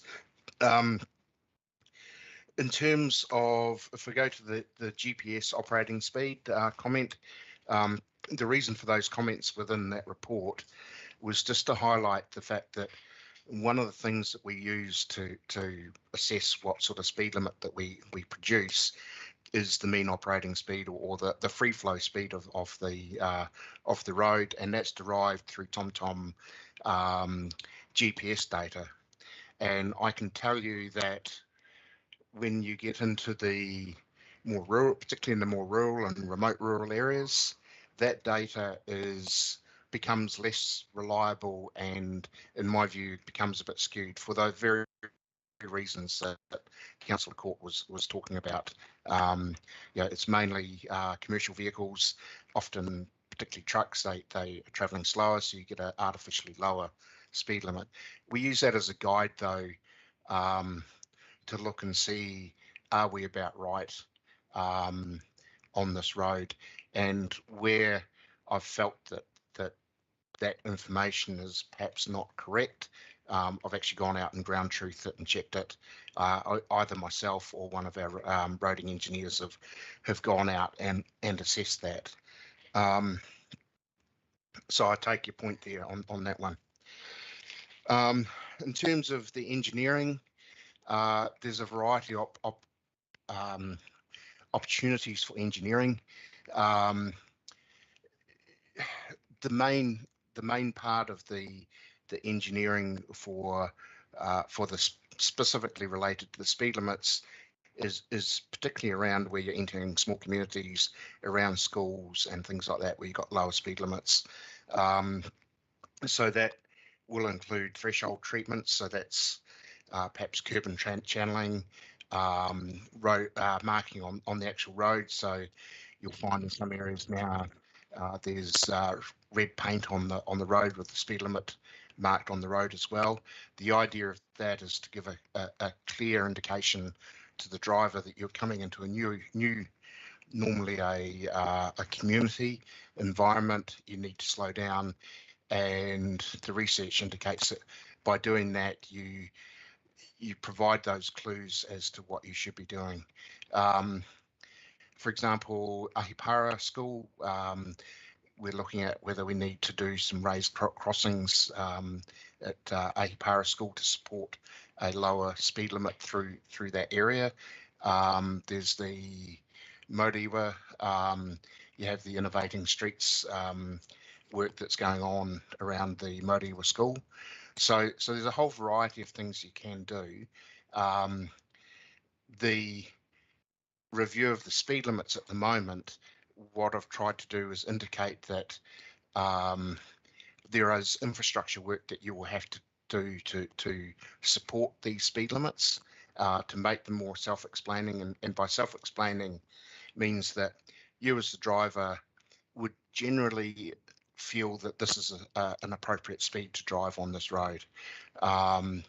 So we're finding that the average speed on a lot of the rural roads is below 100k anyway, so a lot of people are doing 80 or 90 anyway. So that indicates that for most people this looks like and feels like an 80 or 90 kilometre an hour road. In the communities it's a bit more tricky because often you have wide roads and things like that, so you need to look at ways that you can make the driver feel like, yeah, I should only be doing 40k or 30k or whatever the speed limit is. So that's what that's about. I'm not sure whether that answers your question. So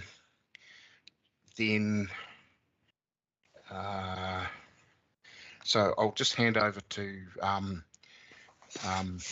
Kelvin on the funding issue, if that's all right. Yeah, so through the chair, thanks, Sean.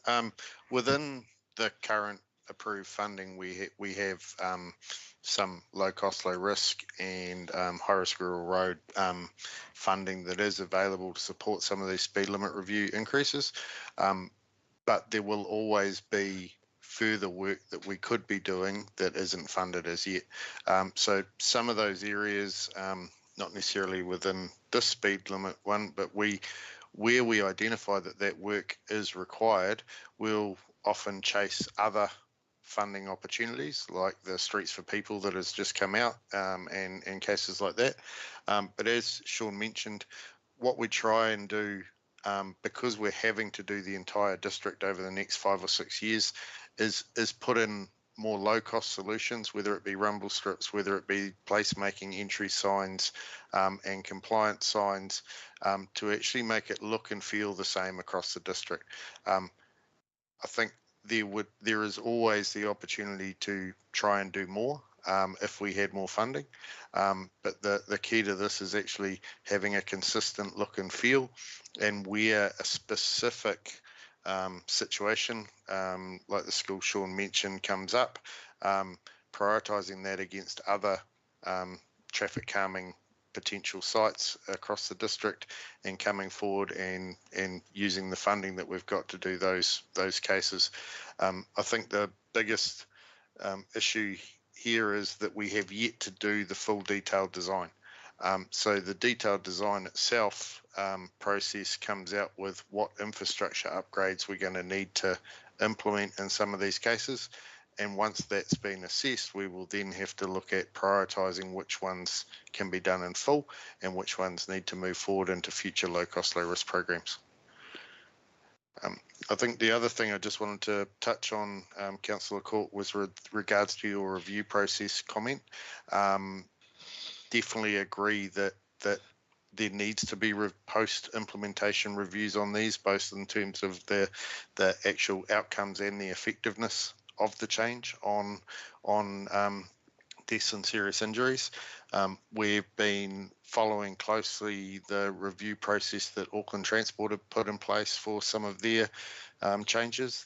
They're coming into kind of 3 years post their first cycle and have quite an established review process in place that Sean and Nick and Elizabeth of the team are looking at. But generally after 12 months post implementation, we look at that review, look at the 12 months previous, and look at the impacts of that. Finally, I guess the one thing I also wanted to touch on was the Road to Zero strategy as a whole. And I'm sure you're well aware, Councillor Court, the speed limits are just one blunt instrument in the Road to Zero strategy, and the strategy does require other components like infrastructure investment, driver education, improving quality and safety of the vehicles on the road, and enforcement. So while Council as a road controlling authority have influence and control over some aspects of the Road to Zero, we're very reliant on other partners such as the police, the Ministry of Transport, and Waka Kotahi in terms of improving some of those outcomes. I guess on a positive note, I did meet with Neil Cook, who's now in the regulatory arm of Waka Kotahi last week, and he is heading a pilot program at the moment on improving driver licensing accessibility and cost. And pleasingly, both Northland and I think it's the Gisborne East Coast area are the two pilot programs that Neil is heading up in those areas. So hopefully we'll see some really good community outcomes in terms of accessibility in that space, because that driver education piece, particularly in Northland, and the accessibility and cost prohibitiveness of getting your license is one of those other key contributors to some of these outcomes. Okay, thank you for those responses. It's yes, there's a lot into this, isn't there? I've got hands up from councillors Foy, Mayor Carter, and then our CEO to be, Mr. King. So I'll take them in that order. So Felicity, you're up.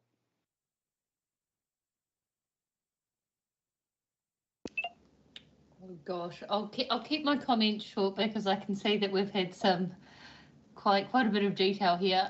Just on page 217 of the agenda, and it talks about under 6132 other recommendations. I just want to thank Sean and Calvin, the NTA, for their personal approach to Kaitaia Awaroa Road and meeting with representatives of Te Rarawa Marae, specifically relating to the social infrastructure between the two marae and Pukepoto and the Urupa, which is actually physically across the road.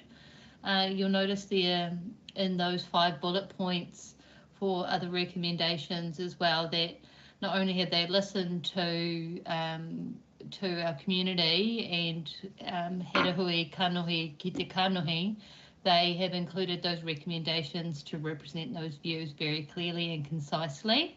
And I think that this is a demonstration of the NTA and how we have benefited as a whānau from becoming part of the coalition between the 3 different councils and the expertise that we've gained in that area.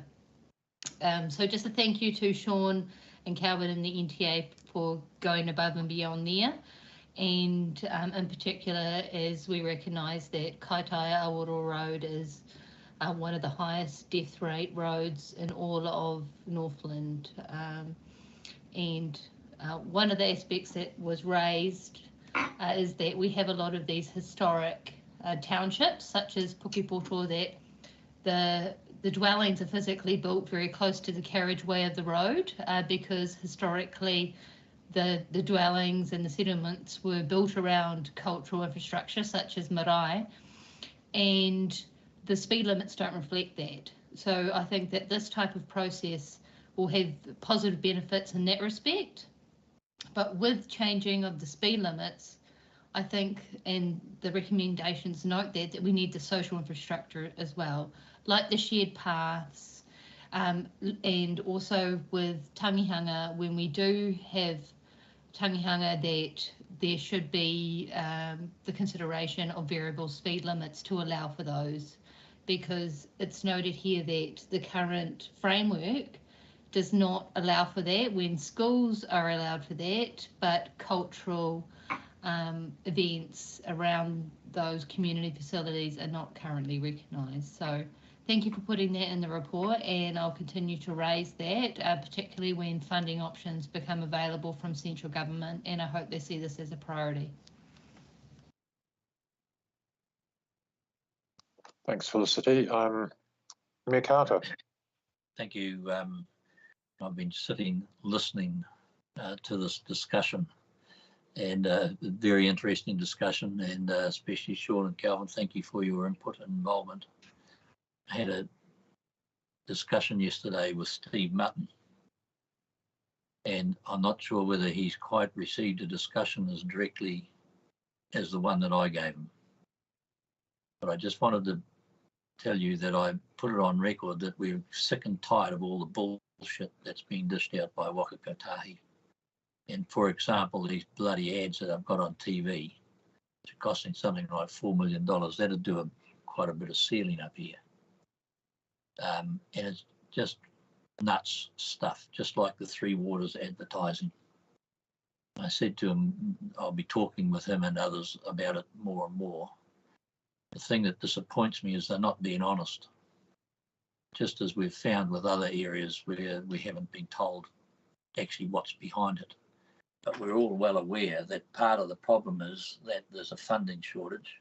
They promised us, and you'll have to remind me, 4 or 5 years ago, there was one roadie network across New Zealand, and that our roads would be as good as the South Island roads and around Invercargill and Southland.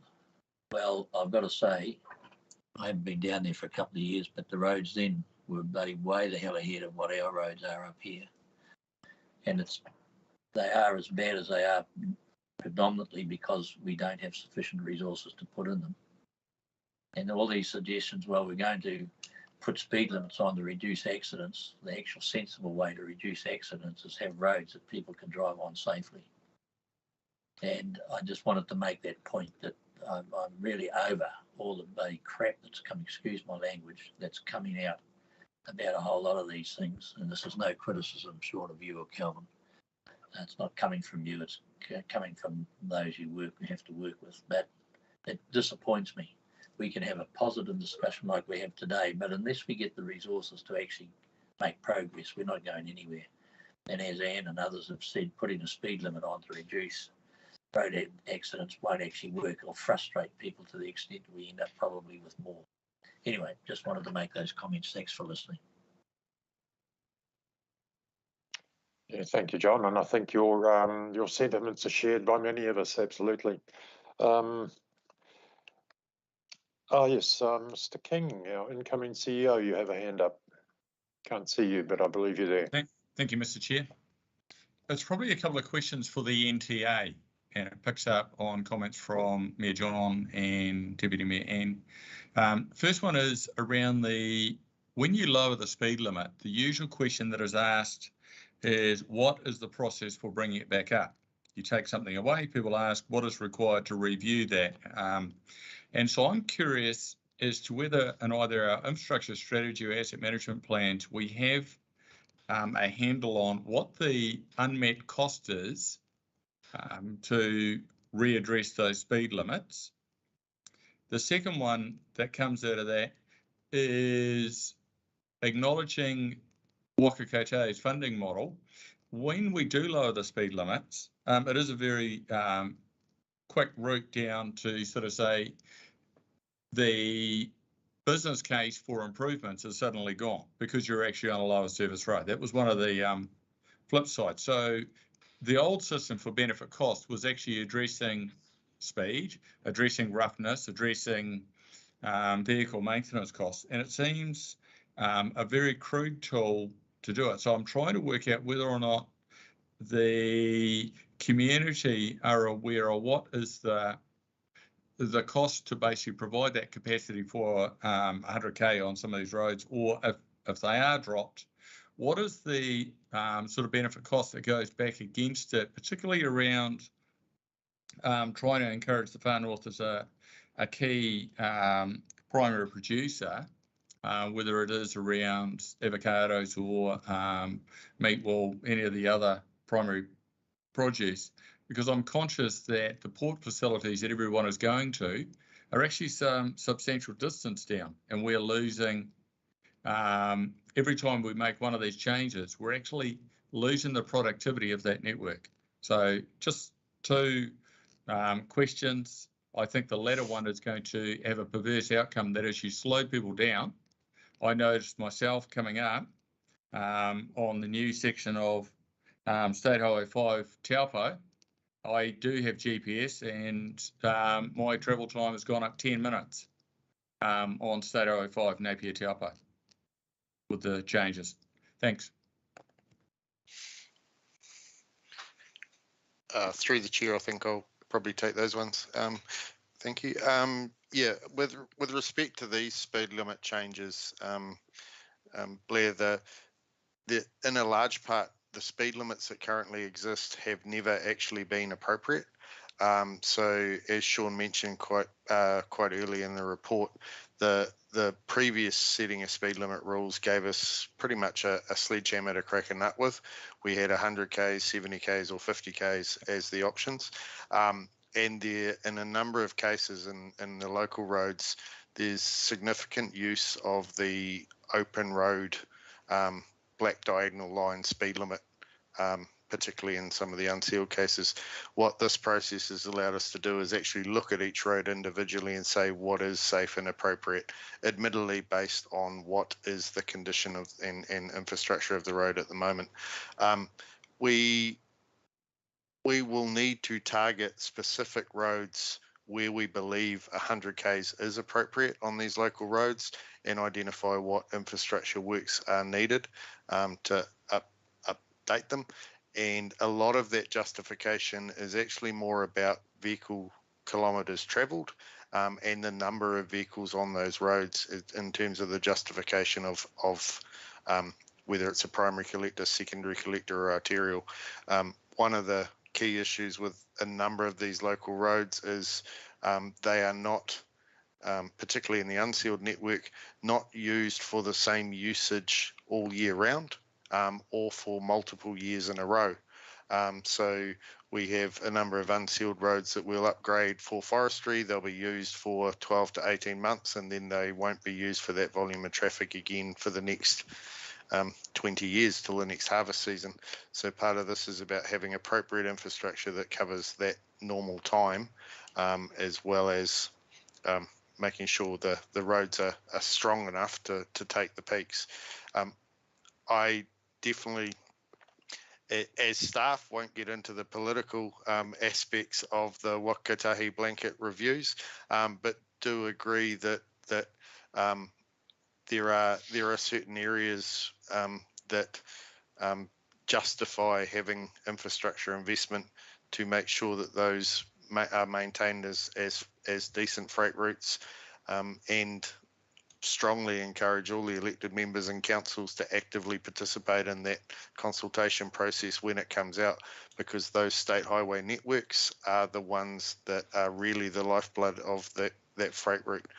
So we need to have an active voice, right, not just in Far North, but right across Northland in terms of the the want of the community and having an answer to what needs to be done and what is going to be done should the speed limits reduce to bring them back up. So, I don't know. I don't know if I've fully answered your questions there, Blair. I think it's probably quite an in-depth, wide-reaching conversation that our asset management team are grappling with at the moment when it comes to putting together the funding. As Councillor Court mentioned, we've had recent quality audits indicating that we have all the correct strategies in place. We have all the ideas and knowledge about what we need to do on the network.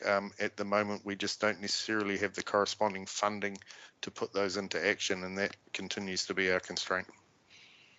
Thank you. Yeah, thank you, Kelvin. I see Councillor Collard's hand has just gone up, so we'll hear from him, and then perhaps give Roger the last word before we move to a vote, given the time. Thank you. So, Dave. Thank you very much, Mr. Chair. My question is around the 90 Mile Beach and the speed suggestions. In terms of that, I'm well aware that the recommendations have come from the beach board are fairly strong, but I also am conscious of local submitters who've made submissions against such drastic reduction in the speed limit on the wide open spaces of the beach. And one that springs to mind is the guy that asked what science was used to decide the outcome items of speed on the beach, bearing in mind that the wide open, the long open stretches of beach, many kilometres. It's flat, smooth, at the right time, of course. The local people have been driving this beach for decades, not just years, decades. And obviously and I would probably be included in that, that there is a levels of experience on the beach, and it doesn't matter which road you're on and how good it is, there are always going to be people who can't handle the speed that they're doing and they're doing, or can't cope with perhaps a sweep coming up the beach because they're unconscious of it. So I go back to the question being, what science was used to determine that the beach speed should be 60 k's in the open spaces? And I certainly support the entry points onto the beach and the residential areas being 30 or 40 k's. I think that's relevant and critical to safety on the beach, but certainly not in terms of the wide open spaces that are the obvious attributes of that beach. Thank you. Through the chair, sorry. Yeah, I'm done. So through the chair, I think in part you've perhaps answered your own question with respect. Drivers on the beach range from somebody who's never ever driven on a beach before in their life, through to, as you say, people who have driven on a beach for generations. The reality is that there are going to be no speed cameras on the beach. There are going to be or it's unlikely that there'll be a police officer halfway up the beach with a speed radar gun. It's just a fact of life. So what we need to do is provide a speed limit that is appropriate for the wider environment, and driving on a beach is different from driving on an engineered road. You don't know when you're going to get a soft spot. You don't know when you're going to get wash coming up. There's dangers of driving on a beach that that you can't see when you're driving. So the aim is to try and get an appropriate speed. And in terms of Te Onorawa Atoe, you have a unique situation, certainly in Northland, where you do have a very, very wide or long areas where you virtually have no pedestrians. So unlike most beaches where we we are looking at setting a speed limit appropriate for a shared space. There are vast parts of Te Honorato that are not a shared, or not necessarily a shared space. So then it becomes an issue of trying to select a speed limit that's appropriate. That was based on an unsealed road. In fact, there is an argument for a even lower speed limit, but we don't think that anything lower than that would get any form of acceptance. And I think you'd also be surprised that, and I don't have data on this, but I think you'd be surprised at what speeds people actually do drive on that beach. So I suspect that very few people drive along at 100 kilometres an hour, because if they hit a soft spot or something like that, the consequences are quite catastrophic. Sean, may I suggest that you ain't been on that beach very much? I just live on it. I've driven on it once many years ago. Yeah. So no, I don't know the beach personally, but yeah. So certainly, what that statement that the beach speed, you know, once you get into those open spaces, the cars are going past. You know, I could be going 80, 90 k's, and cars go past me like they're doing 100, which they probably are. But there certainly is very few cars doing 50 or 60 k's. Very, very few. Through the chair, can I just add something just there on page 224? There's a summary of the reasoning as to why the 60k limit has been recommended. I think one of the key differences between a beach and an open road is the control of hazards and the knowledge of where hazards are going to come from. Within the beach environment, there is not the same level of control or even understanding of the different users about what the hazards may be. So having people able to do 100 k's and a fisherman standing on that same section of beach, the road users don't necessarily accept that or understand that some of those hazards are coming along, whereas on the road you tend to know that if you're standing on the road there is that same inherent risk. I think the other thing is, as a road controlling authority, there is an obligation on council to manage risk appropriately, and part of the recommendations within this is recognising that while the current behaviour may be to drive at 100 k's, is that necessarily a safe behaviour for a space that is shared in this manner? And I think, as Sean mentioned, we have challenges on all beaches of enforcement, and we will continue to have enforcement challenges on this. The idea of these speed limits is to set something that's recommended and appropriate for the varying users on the beach, not just those who are driving. There will be some who choose to drive faster, and there will be some who feel more confident and comfortable with that 60k limit. But as the road controlling authority, there's an obligation on council to assess all the different uses of the beach and come up with something that's safe and practical for that piece of essentially what is a legal road.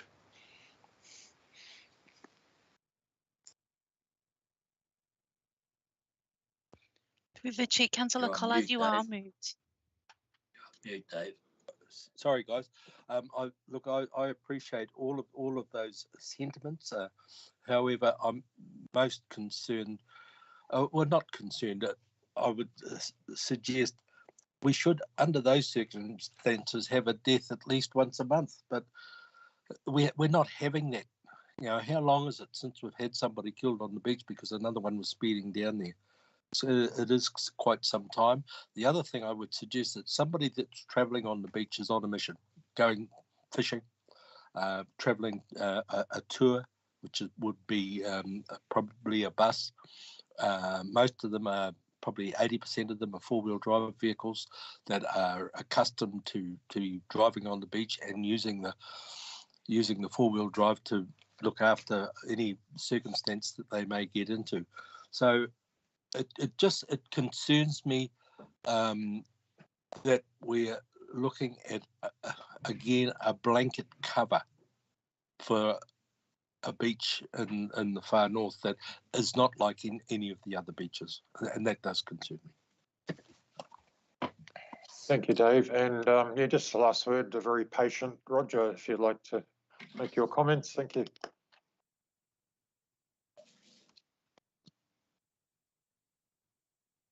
Sorry, just off mute. Just quickly, I just want to give some recognition to the staff that have worked on this. Sean has done a hell of a lot of travelling around the place and been to many consultation events and attended a lot of things in collaboration and conjunction with staff at the Far North District Council as well, from our engagement team, from our comms team, and then the wider people at the NTA. So there's a hell of a lot of work that's gone on, and Sean's done a lot of travelling and visiting and consulting. So I just want to give a bit of a heads up to that, and to that great piece of work, collaborative piece of work across the NTA and the council. Thank you. And on that happy note, I think we'll draw a line under that conversation. I'm being very disciplined here. I'd love to have a bit of a rant about Waka Kotahi personally, but others have made some good points. So we'll go to the vote, if we may, please, Malima. I'm voting in support of the motion. Mayor Carter. Councillor Court. Favour. Councillor Collard. Support. Councillor Foy. Aye. Councillor Tepania. In favour. Councillor Vucic. Aye. And Member Ward. Support. Thank you. So that is carried. Okay, I'm going to suggest now, given the time that, and we are progressing through the agenda reasonably well, do we take a break? People happy to reconvene at 11:45? Yes, excellent. Okay, so we'll adjourn for a break until 11:45. Thank you all. Thank you.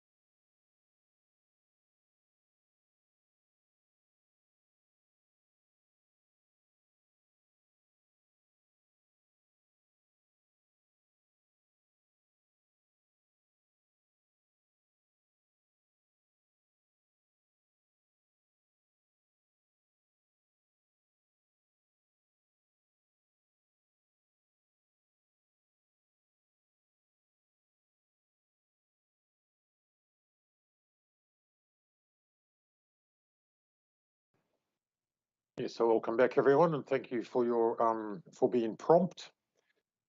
We now come to the information reports, the first one of which is in regard to an update on spatial planning. So who would like to move that we thank you, Mayor Carter, moving that we receive the report?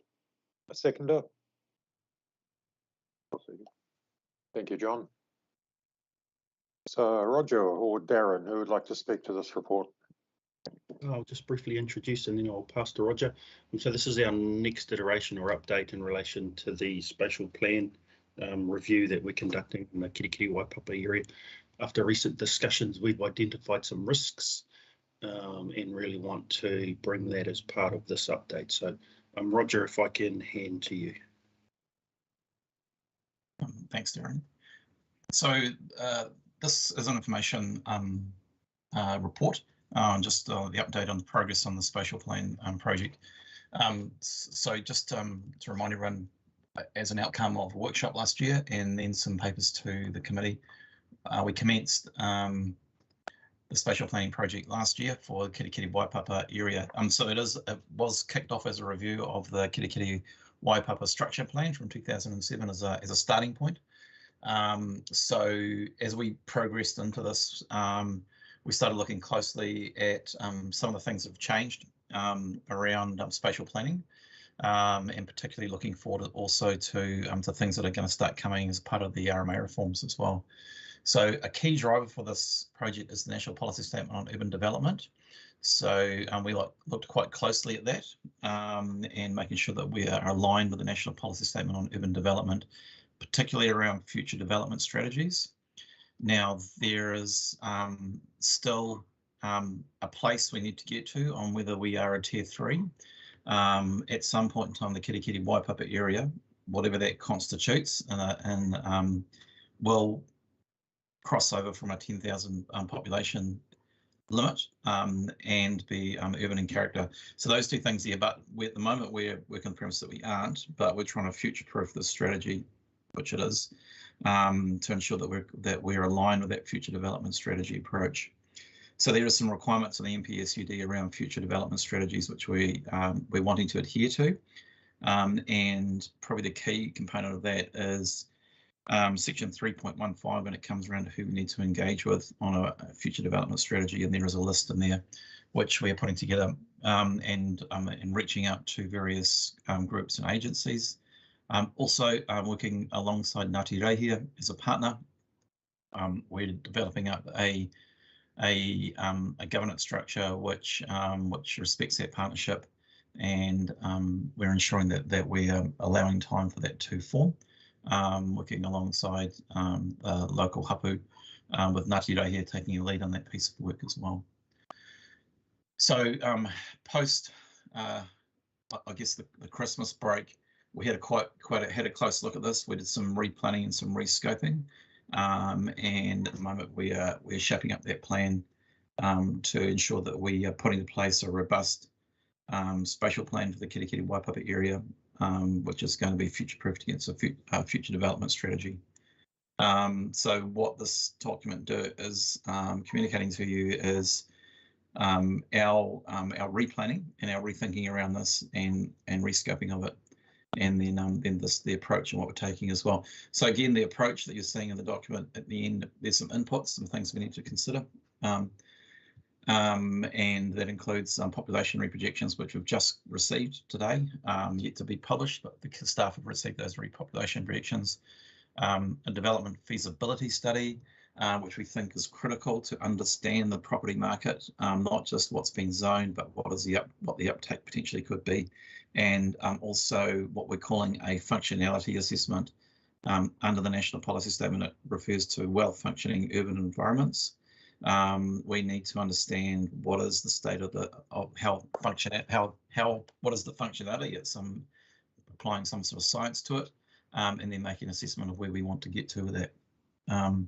So key pieces of work we need to do, and then do scenarios based on meeting what we think the future requirements will be around the population projection, well functioning, and other key things like changes in demographics, and also climate change as well within that. So So I guess what I'm signaling here is we've done some reframing, some reshaping around this, and allowing time for that evidence to be put together, allowing time for that engagement to happen, so we can get to a foundation document as an initial point, dropping off point for further engagement with the community, and then to a draft spatial plan, which has some more specific requirements around a section 83, and then also ensuring that we can demonstrate in that draft spatial plan that we've taken into account our stakeholders and our partners in that piece of work. And I'll leave it open to questions from there. Thanks, Roger. Yes, I'm sure elected members will be very interested to see the crystal ball gazing around population forecast as well at some point soon. I'll move to the two Johns, Mayor Carter as mover and Councillor Vucic as seconder.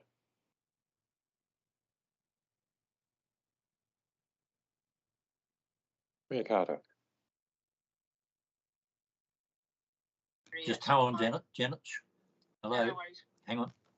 Sorry. You're multitasking again. I beg your pardon? You're multitasking again, are you? I am. What does she fall into then? You just look her name up. Janet, just hold on, please. Be quiet for a minute. Sorry, what do you want me to do, David? Just offering you the chance, since you moved the receiving the spatial plan. Thank you. To speak. You're good. Okay, thank you. Good as gold. I beg your pardon. Good as gold. Councillor Vucic. Yeah, thank you, Mr. Chair. I do. Obviously, I'm happy to receive this report. Question I have though is not so much. Well, it's actually around the risks that have been identified there. I don't really have a sense of scale of those risks. Yeah, will the project go over budget? I suspect. Well, and that is not my major concern. My major concern is what with the council going on. You mentioned the 10K limit there, Roger. If the the population in the urban areas considered to be 10K, then it goes to a different status. I wouldn't mind a report coming to ARF, and that might be the best place to actually do it. Just a report just covering the specific aspects of risks there, what implication it might have. That may be the best option of answering those questions. So that was my comment, Mr. Chair.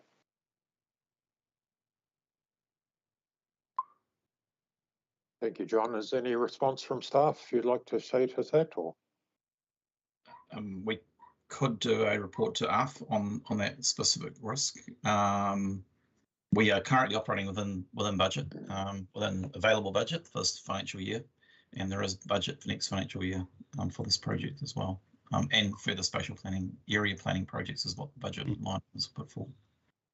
But I could, on direction from councillors or the committee, to put forward a paper to ARF on that risk. Just not. I need to talk to people in charge of the ARF committee. Tanya probably as a starting point on that one. So if you're saying though, Roger, the risk is pretty well. Obviously, if the risk is really low, then you'll be giving us in this committee assurance that that's the case. Then maybe it's not. Maybe it's not a problem. Yeah. Thanks. And perhaps if you two would just care to have that conversation offline, perhaps, and see if there's any value in bringing a report to ARF. But in the meantime, I think Councillor Court is next up. Thank you, Mr. Chair. This morning on our one-on-one with the CEOs, we talked about the 10,000 person limit in relation to the Three Waters. So Roger, if you could just please remind us what that 10,000, what legislation that underpins at the end, that would be really good, because I was scratching my head and so was Sean. I think it's the Urban Development National Policy Statement, but just some clarity on that would be great. Thanks. Because I have been an elected member for 8 terms, I was an elected member when we put the structure plan together. And when we did that, that was a collaboration between elected members and staff.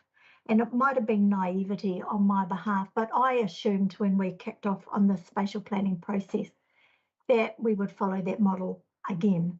that the local community board representatives and the local councillors and the chairperson of strategy would be part of a working party with staff and collaborate on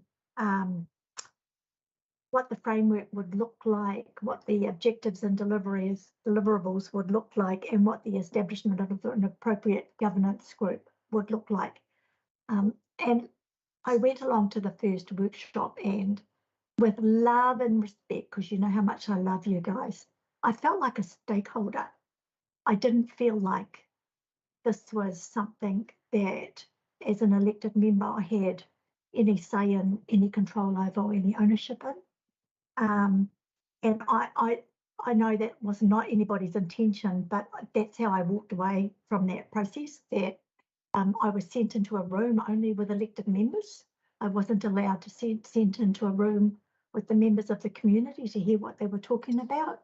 And we use jam boards and all sorts of things. And I know it's challenging when it's all done online, but I think it's a good opportunity because under the plan for the next period, where it's got work alongside Ngāti Rehia to establish a working group, I'd actually like to signal there that I would like to see the chair and the deputy chair of strategy heavily involved in that process, and a mechanism to get the local elected members more meaningfully engaged in this, not just sitting in a workshop telling you what we think, actually shaping what this looks like. Because we're going to start to roll these out all over the district in time, and this is a good time now to massage what we think is working really, really well, and where we think we might need to beef this up a bit. And reading this report, I actually defaulted back to the Local Government Act. So I just want to read this one little bit in the Local Government Act, and it says Part 4 of the Act provides principles for the governance and management of local authorities.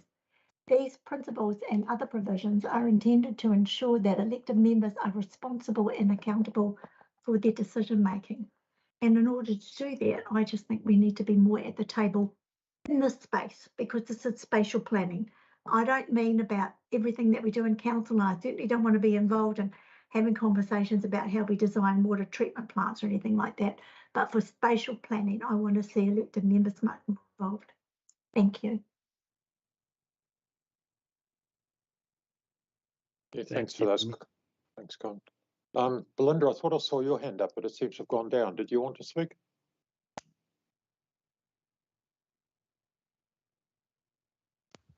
No, thank you, Chair. My questions have actually been answered.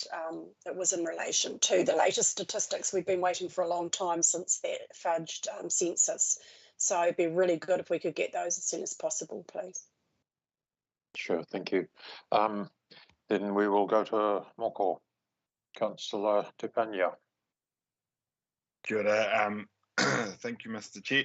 Just a pātai from our esteemed unwell chairperson of this committee, who was just asking if the district plan had enough financial resource to be notified by May, and if not, if some of the spatial planning resource could be transferred to make sure notification happens, just as a suggestion. So just that question she across to me to see if that was the way forward if we needed it to be, because they're... Sure. Thanks, Moko. Through the chair, I can respond. Happy with the budgets. The group has the financial capacity that it needs to deliver on the service. She'll be happy to know. Thank you for that, Darren. So GM saying he's happy with his budget. Is that a red letter day or? Sorry. Councillor Foy.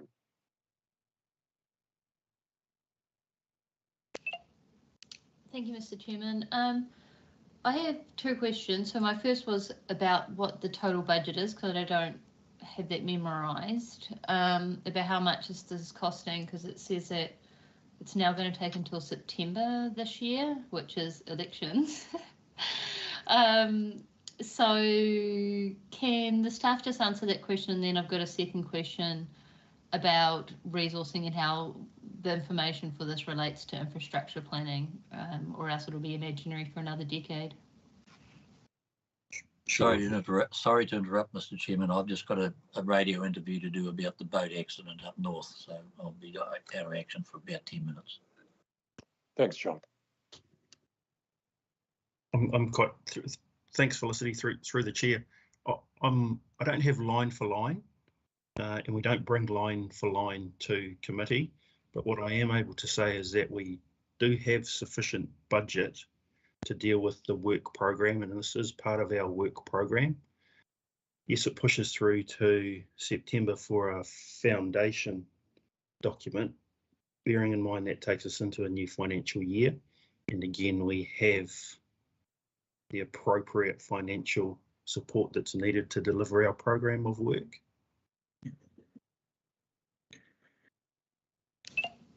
Well, my understanding is it's costing $180,000. I don't know if that's correct, but that's a number that I seem to remember. So I guess I'll take that offline and query exactly how much this is costing, because we've already had He Whenua Rangatira, which has taken, I don't know, 5 years, and we got some cartoons and some statements. So I'm very aware that the community's been waiting a long time to see something that can be practical and implemented.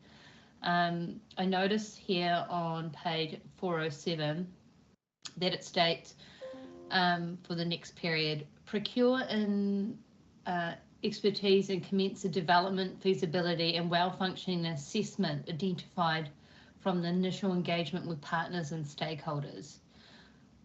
I mean, I know what procurement is. I don't know what develop feasibility study and well-functioning assessment means in this context, considering that we're taking out to September and that our current district plan is to be proposed and have legal weighting as of June. I think the timeline is for the district plan, for land use planning. What I foresee is that we will have a lot of appeals that relate to infrastructure and questioning our data from our council relating to infrastructure. My question for Roger and Darren is, do you have sufficient support from the infrastructure team, considering that we are looking at the policy statement for urban development and Waipapa, I'm not sure if it's defined as urban because it doesn't even have sewage. Yeah. That's a really good question. Roger, if I chip in and then I can pass to you. So, and thanks for the questions, Felicity, because it's always nice to get the challenging questions. So I appreciate that. Look, I can give you the confidence that Andy and I are working collectively in how we ensure that we are able to come up with the level of information that's required. I don't want to make any assumptions as to what challenges to the district plan will look like. I think that's part of a process that we will work through, and that's always part of any process when democracy is at play. And Andy's online, and I'm sure he'll echo my comments in relation to the particulars. I'll leave that for Roger, but if I can just pass to Andy in the first. Through the chair, I'll just echo Darren's thoughts. We are working, the two teams are working together. Probably my view is they're working more collaboratively together than they have done in the recent past to try to get this across the line. It is challenging with both teams have got extensive workloads, numerous priorities, and clearly the way forward is going to be challenging in terms of time and where we get to. And of course, Felicity, you have asked for details of the capacity work that we're doing across the networks, which is aligned to this, and you've had a response previously, and we will take that, we'll formulate that, not the next infrastructure committee, but the one after, around the timings for capacity modelling that support a lot of this work. But you'll be aware that from my original response to you that the timings of that pushes out to 2024. Thank you. Thanks, Andy. Roger. Thank you. So I'll come back to Deputy Mayor Court's questions around governance. So the we are trying to stick to the national policy statement on urban development when it comes around to hearing the views and taking into account the communities and particular stakeholder groups. So what we've had so far is we had a hui with Ngāti Rehia, which really was a case of them leading it and inviting in the other hapu who's really crossover and cross onto the study area boundaries, and really about just feeling out whether there was a place that we could bring them together. So really, we let that just be led with a little bit of leading hand that we provided through Ree on that workshop that we had there, which is evolving on how that's going to develop and how they want to be included as part of this project. So we can open up, I'll talk to Darren about that, about a potential dialogue through Nora and Ngāti Rehia and Kapa, and how we can make that work. The other one is the workshop we had with the community. Again, we wanted to hear the community views, and more the point of this community is very active, as you know, and that community workshop was to get to hear their views and get their feedback on where this was going. And obviously there's a lot of water under the bridge when it comes to the Kirikiri Waipapa area, the structure plan and some of the things that are going on around that, around the implementation of that structure plan. So that was the intent of that workshop, to open that up. Developers, we have to show that we're engaging with developers. That's a requirement that we take on board the developer community. I think that one's a little bit of it's a tricky proposition, because obviously there's a lot of intellectual property and positioning from developers around that. So we ran that workshop to again get their views and really propose what we're actually putting forward to do here. So that does spin off into Councillor Foy's question around the development feasibility. So we've worked alongside the district plan on this, around what is the district plan going to enable in the way of development. So the zoning will do one thing, but the question is, what does the uptake look like on the other side of it, which is a combination of many things, but also the market sentiment. And given that the market, housing market is very tight, so housing affordability is a key requirement of the National Policy Statement on Urban Development. So we have to look at that housing affordability. So what we heard from the developers is there's a lack of choice, and some of it is constrained. In fact, a lot of it is constrained by infrastructure availability to provide that choice. So we took that on board, and we're looking at that feasibility of what's being zoned and going to be zoned through the district plan process. And, is there an uptake for apartment style living in Kirikiri? What does that mean for the Kirikiri area in the way of the form and function of the Kirikiri area? So, there's a hell of a lot of things to unpack around that. So we're deliberately doing that feasibility study, which is a property-based investigation, which is done around quite common with these spatial plans to do that piece of work, to just see what is it going to look like, because zoning is one thing, but if the market's not going to uptake it, then it becomes a bit of a moot point. And the NPSUD allows for that non-uptake, I guess, numbers to test out whether that's the case.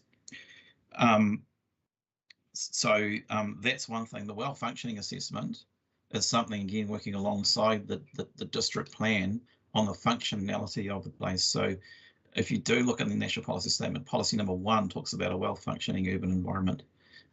There's a whole lot of criteria that sits below that about how you'd actually do that. So we're actually being a bit bold, and we're trying to measure that. We hear lots of things around, how functionally operating Kirikiri Waipapa is. We hear lots of comments around cul-de-sacs and about fish bones and about traffic, and we hear a lack of green space and available green space, and just a general well-being of the location. So we're doing an intentional study to try and measure that, which is a little bit more than just population projections. So it's a bit of a bold thing on that one there, but I do feel that we need to do that, because without it, we have a lack of in-depth understanding of the urban environment, and it is a policy statement that is there in the National Policy Statement on Urban Development.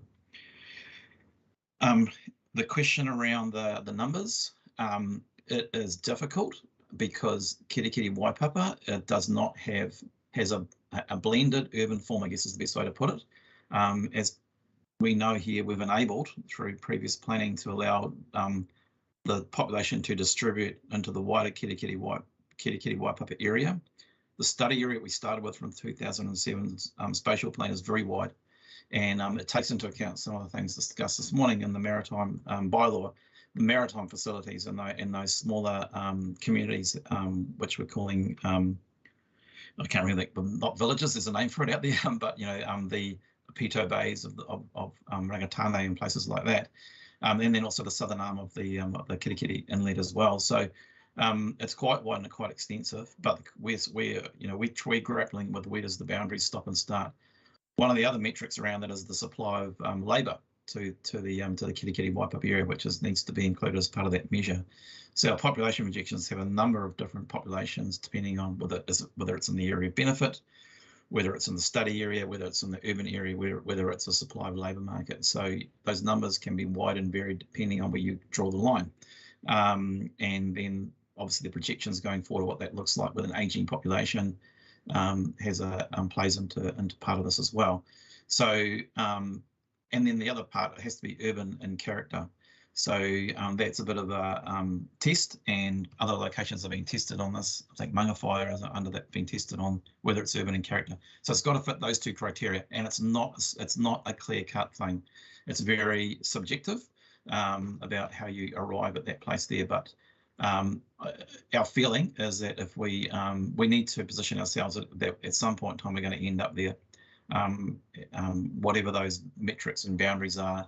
And we want to make sure that if we do get challenged, we're not in the position of, well, you should have planned for a Tier 3 council with all the requirements that you need to have under a Tier 3 and a future development strategy. So we're trying to future-proof the strategy for that event on the premise that that will come. And we believe the National Policy Statement will survive through the RMA reforms as well to continue on. Just to the, so I think I've answered the questions on the well-functioning assessment, on the development feasibility study, on governance. So everything we do is going to have to get approved through committee and council. So before we go anywhere near any public consultation, it'll be coming through committee and council. We do have a workshop for this lined up in June, and we're just working through what that workshop's going to mean with elected members and the community board members as well. And we're just shaping that up to see how we can bring all of this back to you. And how we're going to go about this process, which includes multi-criteria analysis on how we're going to deliver on this. To just reiterate what Darren said and Andy said, we've got a subject matter expert working group being formed, which has cross-council inclusion in it, including a very strong presence from infrastructure planning out of Kim's team. We're planning to bring in Calvin into that as well as part of the work that he's doing on the future area benefits or service areas. We've got the district plan team involved in that. I'm hoping we can bring in consent staff into that as well. Again, it's an ask on top of things of the business as usual stuff that's going on inside the council, and also very conscious of the infrastructure planning that's going on as well. Intentionally, we're bringing them in because we need that subject matter expert view in the room, including Janice as well, or someone from the finance team, because the financials are going to play a key part in this. So that's me. That's me. Thank you, Mr. Chair. I'll just respond. As an elected member, I think that what's missing from this is accountability for dates of when Waipapa will have sewage and water. There's no point including an area that has no sewage as part of a spatial plan when we don't have a specific date for that.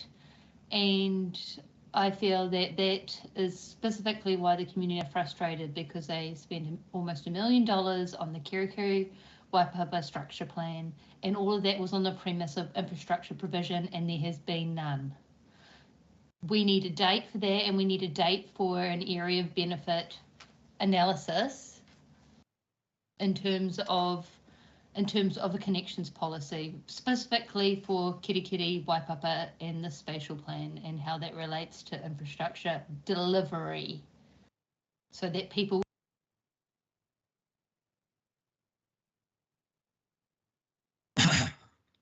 We lost those last few comments. We lost you. Councillor Boy. Sure. Not sure if someone muted me on purpose there, but maybe. But so basically, the gist of it is Yeah, the gist of it is we need a date so that the community has accountability for infrastructure delivery for Waipapa instead of being strung along the garden path for another 10 years and no delivery. Okay, yeah, that might be pushing the boundaries of the current topic on the table, but it is a relevant concern and fair comment here. I'd just like to make a couple of comments before we go to a vote. I don't see any more hands up. I would just comment that our chair, our regular chair, Rachel Smith, Councillor Smith, of course, is passionately interested in this whole issue and topic and is keeping very closely abreast of what is happening. It's unfortunate she's not here, but of course COVID is the great leveller and it's forced her to be absent. I confess to some concern. I understand entirely the staff comments that we are future-proofing in a sense by considering the requirements of a tier 3 status, which we're not. If I recall, the last numbers we did see means that we will not hit that tier 3 level for quite a number of years yet. I forget the time, but it was quite a distance away.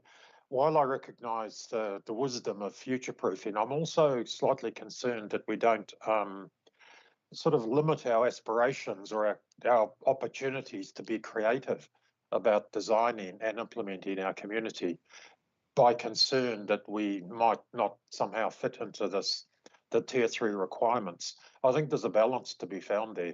And personally, I'd say we're not tier 3, so let's take the opportunity that does deliver, not to be constrained by those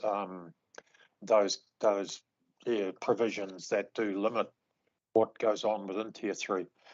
In terms of affordability and the conversation around developers, certainly the development community are legitimate and necessary players in all of this, but we also have to keep sight of the reality that there's obviously commercial interest in that.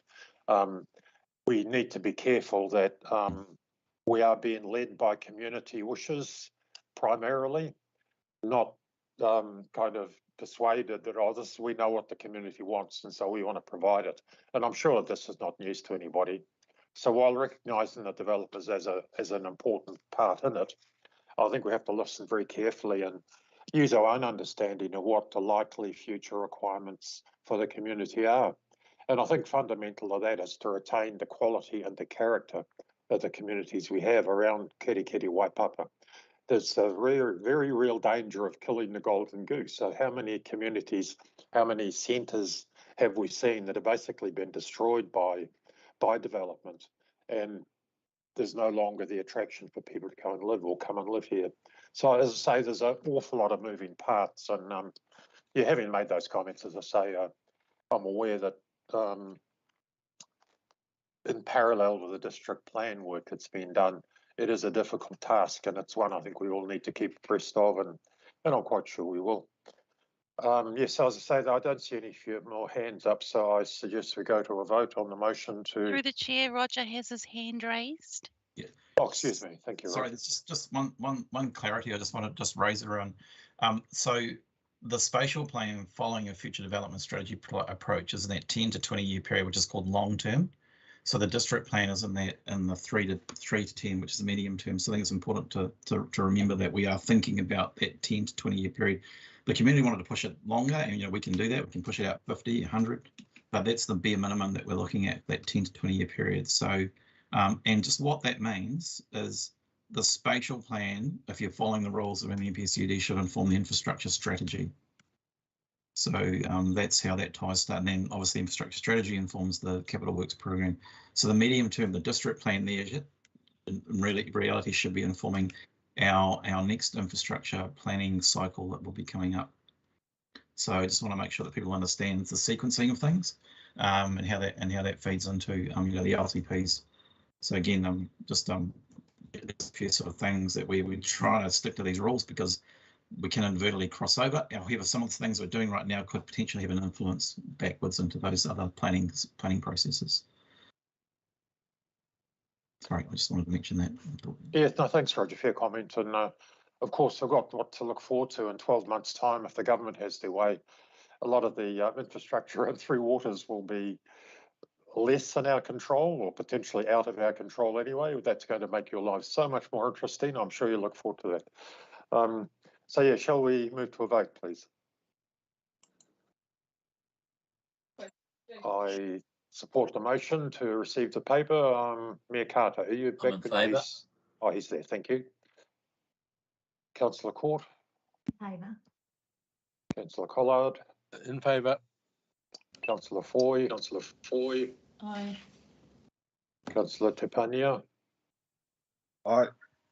Councillor Vucic. Aye. Member Ward. Support.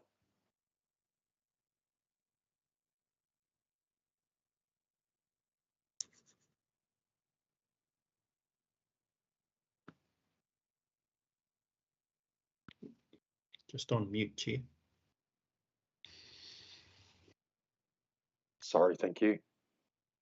Yes, that motion is carried clearly. And moving to 6.2, I would like to move the recommendation that the committee receive the report joining the Sustainable Business Network. Could I have a seconder, please? Happy to second. Thank you, Moko.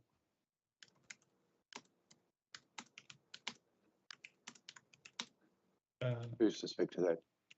Thank you. I through the chair, I was kind of hoping, Chair, that you might want to introduce this. Failing that, I'm more than happy for Donald to lead off, but might be appropriate, I think, for you to lead this one. Very happy to. Yes, yeah. Proposition is, in fact, the decision is to join the SBN, and I'm very, very pleased to that. I've been an advocate for some time of having council join Sustainable Business Network. As some of you know, I formerly worked for the SBN in Auckland. I was Northland Regional Manager, which is everything from Auckland North. I was there from about late 2005, I think, until I got the call to Wellington in 2009. However, the organisation has evolved quite dramatically in that time, but at its core, it's about how businesses, and among other things, council is a business, can adopt and evolve a sustainability framework in everything they do. And obviously that includes climate, it includes waste, energy, it includes internal relationships within the organisations, and the organisation's external relationships, all of which are dear to our hearts. So as I say, I know the people quite well at SBN, particularly the current director and indeed founder, which is Rachel Brown, not to be confused with Rachel Smith, which I have done in the past when calling one or the other. But as I say, I think it's not without cost. I think the subscription's in the order of 10K a year. But it will give us access to training programs, information, an extraordinary resource there for the having. And I'm really pleased to put this motion and to support it, because I think we'll be very well rewarded by our investment in joining SBN. So with that glowing reference, I wonder if any, I guess Moko is next to speak. And then John, I see, has a hand up too. Thank you. Kia ora, Councillor Clendon. Wow, look at this, the purpose and mission. The purpose of the Sustainable Business Network is to empower business so people in nature prosper. Its mission is to build unstoppable momentum to regenerate Aotearoa. I highlighted that when I read it, because I was like, wow, that is a purpose and a mission right there. Like the emotive adjectives that they've used in there, I really liked it. I honestly did have some questions about, like bang for the buck and all that sort of thing, and membership fee structure, because I was like, wow, there's 500 and something members. Like we've got Z Energy in there, Air New Zealand, big cities, Auckland, Wellington, Tauranga, Whangarei. But you gave it that glowing reference, and it sounds really good, Councillor Clendon. So I don't have any questions now, and I just look forward to seeing how this is something that contributes to our efforts. Because when I first read it, I was like, I hope this isn't just one of those tick box things for 10K, but I don't think it will be based off what you've said. So kia ora. Thank you, Moko. John Vucic. Yeah, thank you, Chair. I certainly support that. I did have a bit like Moko 10,000, but I also want to remind everybody our Innovation Enterprise Park is we are doing our bit as well in terms of the circular economy. And that is all at the area of looking at actual constructive action, should we like. And so it's doing things, and I don't want to go into detail, and it appears that this organisation is focusing on that as well. You're looking at sustainable agriculture, you're looking at, well, regenerative agriculture, which is even better from my part when looking at it. So I support it in that regard, and I think given what we're currently doing within council, they could certainly be of value. And I would hope that Far North Holdings would get involved, and maybe we can be a showcase of some of the things we're doing. Thank you. Thank you, John. And I see Belinda has a hand up too. Thank you, Chair. Yes, I want to speak against this. I want to speak against it, not just from a dollar perspective, but just from my personal experience over the years. I mean, they were formed 20 years ago, and they should have evolved. You said they've really evolved. Well, they should have. They've had 20 years to evolve from when they, first commenced. But what concerns me is I'm aware of numerous tools and resources out there in relation to these three subjects: climate change, waste management, and regenerating nature. And what we need is money. And you want to pay $10,149 out of our climate change budget. And it's contradictory to what I heard spoken and voted on in item 5.2 this morning in relation to the adoption of the regional climate change adaptation strategy, where you want, I quote, action, decisions, implementation, and affordability. And I believe we are throwing $10,000 away here. There's really key players in the membership group. I read every word in this document, and I'm saddened to say I didn't really learn anything from it, very little. And it's, the circular economy, we need money, we need education and money, we need action right now. So I'm totally opposed to applying to join this. When I see companies like Foodstuffs, yes, they upcycle food and, but they also greenwash. And there's so much greenwashing in these companies. And there's a lot of, they're successful businesses in there. They're businesses that were born out of the need to have to adapt and evolve themselves to be green. Just like the Qualmark status, just like, what Council Mark's doing to improve their services. It's all about adapting, and we have to adapt. And I'd hate to see $10,000 of our climate change money thrown away and what everybody else might think is something really successful. So, I believe, you just have to go on TED Talks and things to see all what's being done around the world. I also looked at there's 4 city-centric councils mentioned here that in the membership, and this membership is actually the last financial year, so I'll be interested to know how many actually rejoined or stayed on board, value for money wise. There are actually 6 other councils mentioned as key local authorities as stakeholders and members in this, and they are all city-centric bar one, which was Whakatane District Council. So my point is, why aren't we sharing information? If there's going to be 10 councils that actually belonged in the last financial year, surely we can relate and share tools and resources. I don't believe that putting more money towards this and us joining as a little district council is really value for money for our ratepayer. We can take that money and we can spend it regenerating nature tomorrow and make a difference. So that's all I wanted to say. Could probably say a lot more, but yeah, I was really disappointed in lack of action. Thanks. Thanks, Belinda. And just to be clear, the motion is to receive the report. And of course, you may vote against that. That's entirely your right if you choose, but that is the motion, yeah. Councillor Court. Thank you, Mr. Chair. I see this as an operational decision that's been handled internally at a staff level.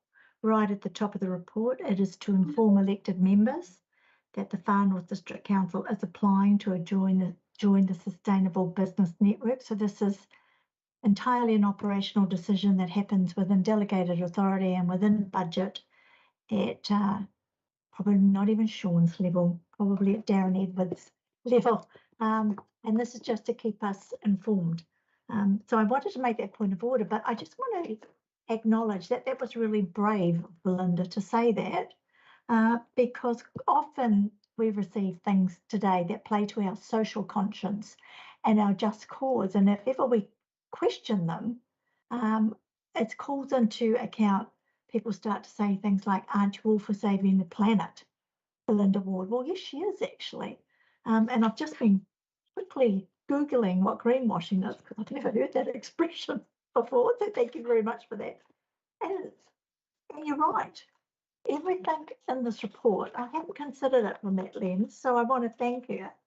Everything in this report, we're doing now. Action on climate, where we've just adopted what's going to be a very expensive strategy, acting on climate. Designing out waste, we do that anyway. We have a waste minimisation strategy, product stewardship, that's part of procurement. Plastic packaging, I'm not sure that's really relevant. Regenerating nature, we could probably do that anyway. And so the more I go through the streams, million metres of streams, jobs for natures, working on the Hauraki Gulf. So I just want to thank Belinda for making me think about the report in a different light, and just hope that the staff that have considered the $10,000 really believe they're going to get $10,000 worth of bang for our bucks out of this before we go any further. So thank you. Thanks, Anne. I'm not seeing any more hands up. I'll just quickly comment that it's entirely valid to challenge decisions. And I guess in a year or so's time, we'll hear from this from Darren or whoever that report on how well the investment has paid out. As I say, I believe it will. There is a significant resource there that we can tap into. Time will tell.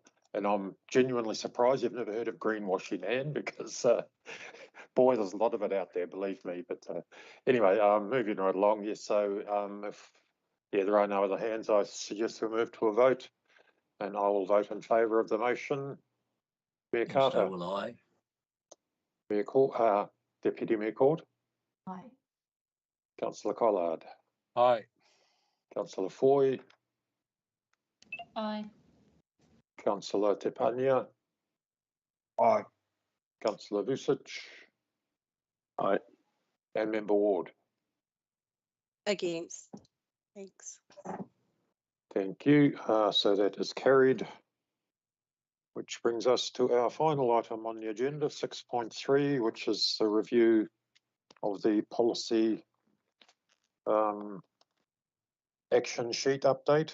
And could I have a mover for that motion, please? I'll move. Happy to move. Happy to second. So it was Mayor Carter moving and Moko seconding, if I heard that correctly. Correct. Thank you. Who would like to speak to this? Any staff, or shall we take questions?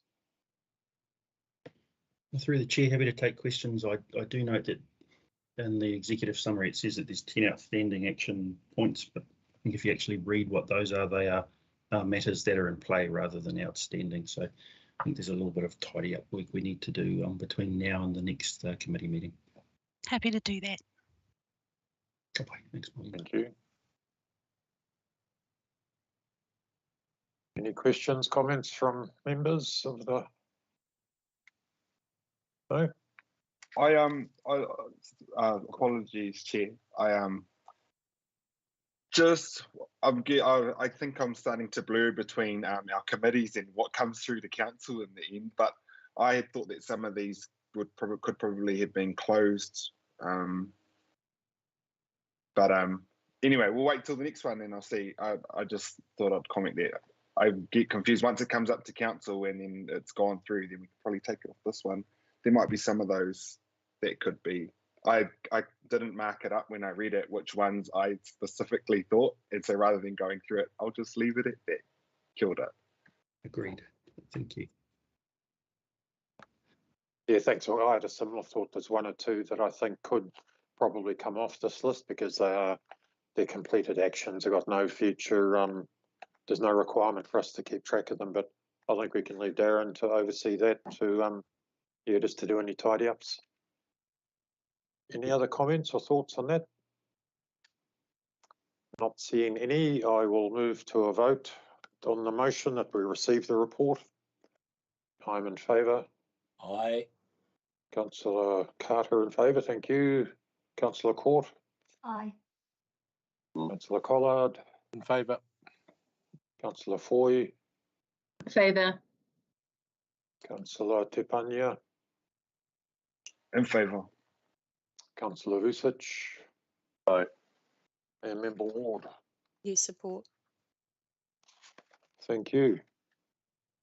And that I'm pleased to say at 12:36 brings us to the end of our agenda. So could I just invite Moko to close us with a karakia, if you would, please. Absolutely, and I think I was trigger happy with my mic. I think I managed to move or second most of our items today, and it must have been making up for my absence at our last meeting. So I'm very happy to close us off with a karakia now. And to thank you, Councillor Clendon, for your very well chaired meeting. This is my first meeting I've had with you chairing us, so thank you for that. Kia tau, kia tātou katoa, te atu tō tātou ariki. He karaiti me te aroha te atua me te whiwhinga tahitanga ki te wairua tapu ake amini. Kia ora. Amini.